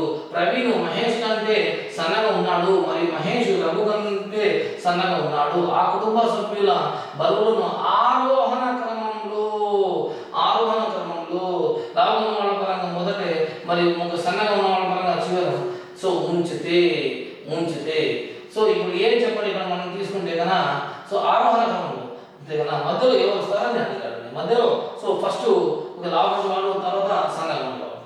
నా ఎనీహా సో వాడు ఇలా ఇచ్చాడు. సో ఇక్కడ మీరు చూస్తే పొడుగుతో సంబంధం లేదు. ఈ క్వశ్చన్ యొక్క స్పెషాలిటీ తెలుసండి, స్టూడెంట్ని మిస్లీడ్ చేస్తున్నానండి. ఇక్కడ ఏదో 2 రకాల ప్రాపర్టీస్ చేయడం జరిగిందండి. ఒకటి పొడుగు పొట్టి అనేది ఒకటి, ఇంకోటి అసలు ఇక్కడ మనం తీసుకుంటే కన్నా సో ఒకటేమో పొడుగు పొట్టి ఉన్నాయి, ఇంకోటి లావు సన్న అనేది యూజ్ చేయడం జరిగిందండి. కానీ క్వశ్చన్ మనం తీసుకుంటే లావు సన్న పరంగా ఇచ్చారు కాబట్టి పొడుగు పొట్టికి సంబంధించిన సో దత్తాంశం తీసుకోవాల్సిన అవసరం లేదండి. కానీ మనం ఏం చేస్తాం, ఏదో ఇచ్చాడు అనేది అన్ని వాడుకోవడం జరుగుతుందండి. సో ఇది అవసరం లేదు, ఇప్పుడు పొడుగు అనేది అవసరం లేదు. సో రఘు కన్నా లావుగా సో ఎవరండి ఇక్కడ, సో అది ప్రవీణ్ రఘు కన్నా లావుగా లేడు. అంటే ఇప్పుడు ఎవరు లావుగా ఉన్నట్టు అంటే కదా మనం తీసుకుంటే కదా రఘునే ఇప్పుడు ఇక్కడ లావు మనం ఇక్కడ రాస్తాము, సన్న ఇక్కడ రాస్తాము. సో ఇప్పుడు ప్రవీణ్ అనేవాడు రఘు కన్నా లావుగా లేడంటే కదా ప్రవీణ్, సో ఎవరు లావు ఉన్నాడంటే రఘునే లావు ఉన్నాడు. ఇతను ప్రవీణ్ అన్నమాట, ప్రవీణ్ ఇతను రఘు అన్నమాట. క్లియర్ మరి సో ఇక్కడ అంటే రఘు లావు ఉన్నట్టు, ప్రవీణ్ లావు లేదు. మళ్ళీ ఇంకోటి ఏం చెప్పండి, ఇక్కడ మహేష్ రవి కంటే పొడుగుగా ఇవన్నీ మనకు అవసరం లేదు, కానీ సో మధు అంటే పొట్టిగా ఉన్నాడు, ఇది కూడా మనకు అవసరం లేదు. పొడుగు పొట్టి మనకు అవసరం లేదు, ఇక్కడ వేస్ట్ ఇది చూసారా. సో టైం వేస్ట్ చేయడానికి కోసం ఇది. రవి రఘు కంటే లావుగా ఉన్నాడు, రవి వచ్చి రఘు కంటే లావుగా ఉన్నాడు అంటే కదా లావు వల్ల మనం ఇక్కడ ఎడమ వైపు రాస్తున్నామండి. మరి కానీ మధు కన్నా లావుగా లేడు అంటే ఇప్పుడు ఏం చెప్పండి, మధునే ఒకటి ఎక్కువ లావుగా ఉన్నట్టు అనమాట. సో ఇక్కడ మనకు ఈ లైన్ మనకు వచ్చేసిందండి. ఇంకా ఒకటి మిగిలినాడండి. ఇప్పుడు ఎవరు మిగిలినారంటే కన్నా సో ప్రవీణ్ వచ్చి మహేష్ కంటే సన్నగా ఉన్నాడు అంటే కదా మహేష్ కంటే సన్నగా ఉన్నాడు. పైగా మహేష్ వచ్చి ఇంకేమి రఘు కన్నా సన్నగా ఉన్నాడు. సో ప్రవీణ్ వచ్చి మహేష్ కన్నా సన్నగా ఉన్నాడు, మహేష్ వచ్చి రఘు కన్నా సన్నగా ఉన్నాడు అంటే మహేష్ అని వాడు ఇక్కడ ఉండాలా, ఇదండి లైన్ మనకు వచ్చేసింది. అంటే ఈ లైన్లో ఎవరు వచ్చారో చెప్పండి. అసలు లావు నుండి సన్న వరకు మనం పెడితే ఫస్ట్ వచ్చి మధు ఉన్నాడు లావుగా, నెక్స్ట్ రవి ఉన్నాడు, తర్వాత కొంచెం సన్నగా, సో ఇంకా సన్నగా వచ్చి రఘు ఉన్నాడు, ఇంకా సన్నగా వచ్చి మహేష్ ఉన్నాడు, అందరికంటే సన్నగా వచ్చి ప్రవీణ్ ఉన్నాడు. ఇది మనకు వచ్చిన లైన్ చూసారండి. సో 2 ప్రాపర్టీస్ ఉన్నాయి కదా, కానీ మనం లావు సన్నగా లైన్ వాడుకోవాలి. ఇప్పుడు ఎవరి మధ్యలో ఉన్నారు అంటే 5 ఎవరి మధ్యలో ఉన్నారంటే రఘు మధ్యలో ఉన్నాడు చూసారండి. అంటే ఇప్పుడు ఇలాంటి క్వశ్చన్స్ ఇవ్వడం జరుగుతుందండి, అంటే స్టూడెంట్స్ని మిస్లీడ్ చేయిస్తారు అన్నమాట.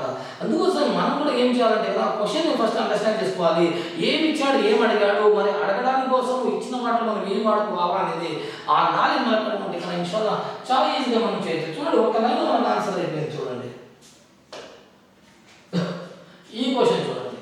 పాస్కో తన కుమార్తె కవితకు ఒక పిగ్గి బ్యాంక్ కొన్నాడన్నమాట. కవిత అంటే పొదుపు చేయడానికి కోసం ఒక ఉంది.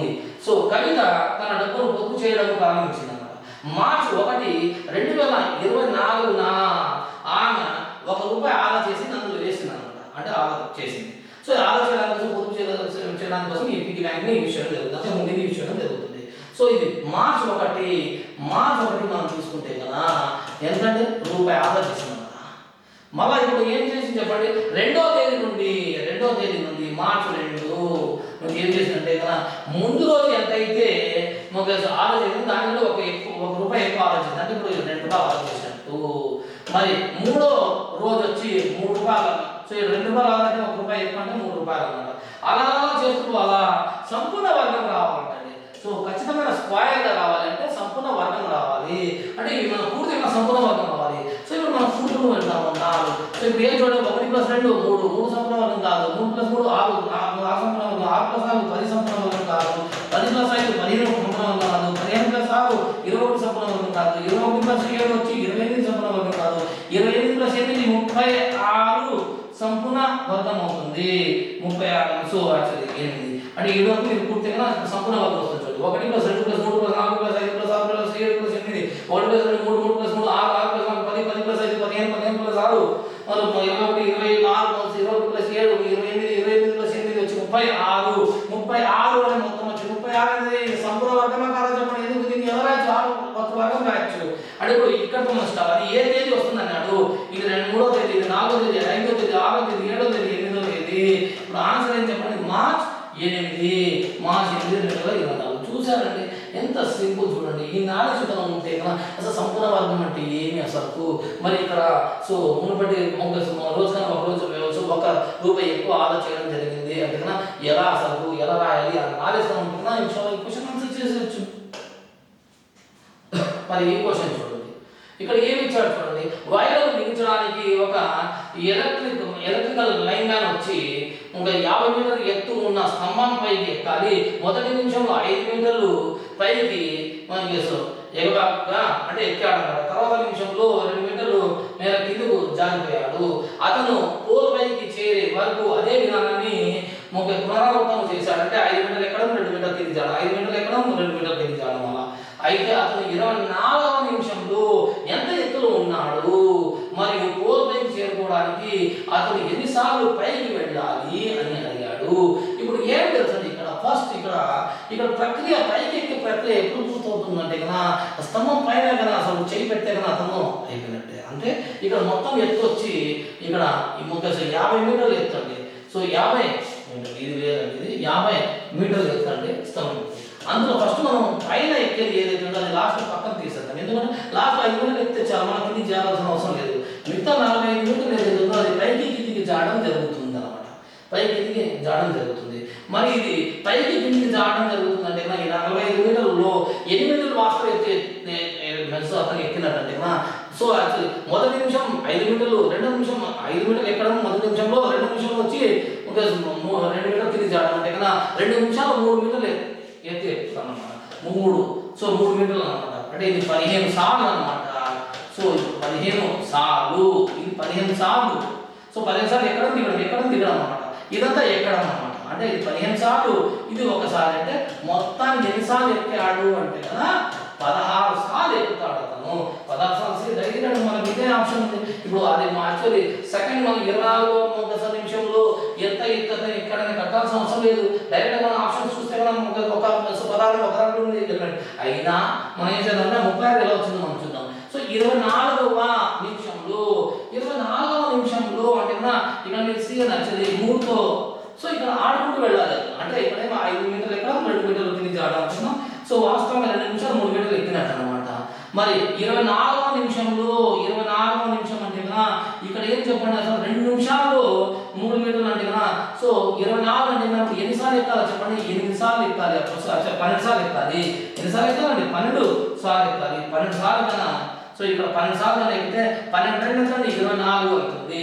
అదే కదండి ఇప్పుడు. సో మరి ఇక్కడ 12 సార్లు అంటే ఇక్కడ ఎంత ఉండాలి చెప్పండి? 36 అంటే ఉండాలి. చూసానండి అప్పుడే అంటే 24 నిమిషాలు. 24వ నిమిషంలో అంటే కదా 24వ నిమిషంలో అంటే కదా ఇక్కడ మనం తీసుకుంటే కదా సో 24వ. సో ఇది 2 నిమిషాలు వచ్చాయి కాబట్టి ఒక స్టెప్ అంటే 2 నిమిషాలు కాబట్టి 24వలో 2 జరిగింటాయి. అంటే ఇక్కడ అంటే 12 సార్లు ఎక్కడం దిగడం జరిగింది అనమాట. మరి 12 సార్లు అంటే కదా ఇప్పుడు ఏం చెప్పండి ఇక్కడ ఎంత ఉండాలో చెప్పండి అసలు? 12 సార్లు అంటే కదా 3 మీటర్లతో 12 సార్లు అంటే కదా 36 మీటర్లు. అదే అండి అది 36. చూసాను ఎంత ఈజీగా. ఇది సబ్జెక్ట్ ఉన్నవాళ్ళు చేయగలుగుతాం. ఫామ్లో క్వశ్చన్స్ ఆన్సర్ చేయలేరు. ప్రాక్టికల్గా మనం థింక్ చేసి చేయగలుగుతాము. చూడండి సో ఇలాంటి సో ఇప్పుడు మనం తీసుకుంటే కన్నా కాంపిటేటివ్ ఎగ్జామ్స్ ఏవైతున్నాయో సో పేపర్ చాలా టఫ్గా రావడం జరుగుతున్నదండి. స్టాండర్డ్స్ అయితే కన్నా చాలా హై స్టాండర్డ్స్ పెంచారండి.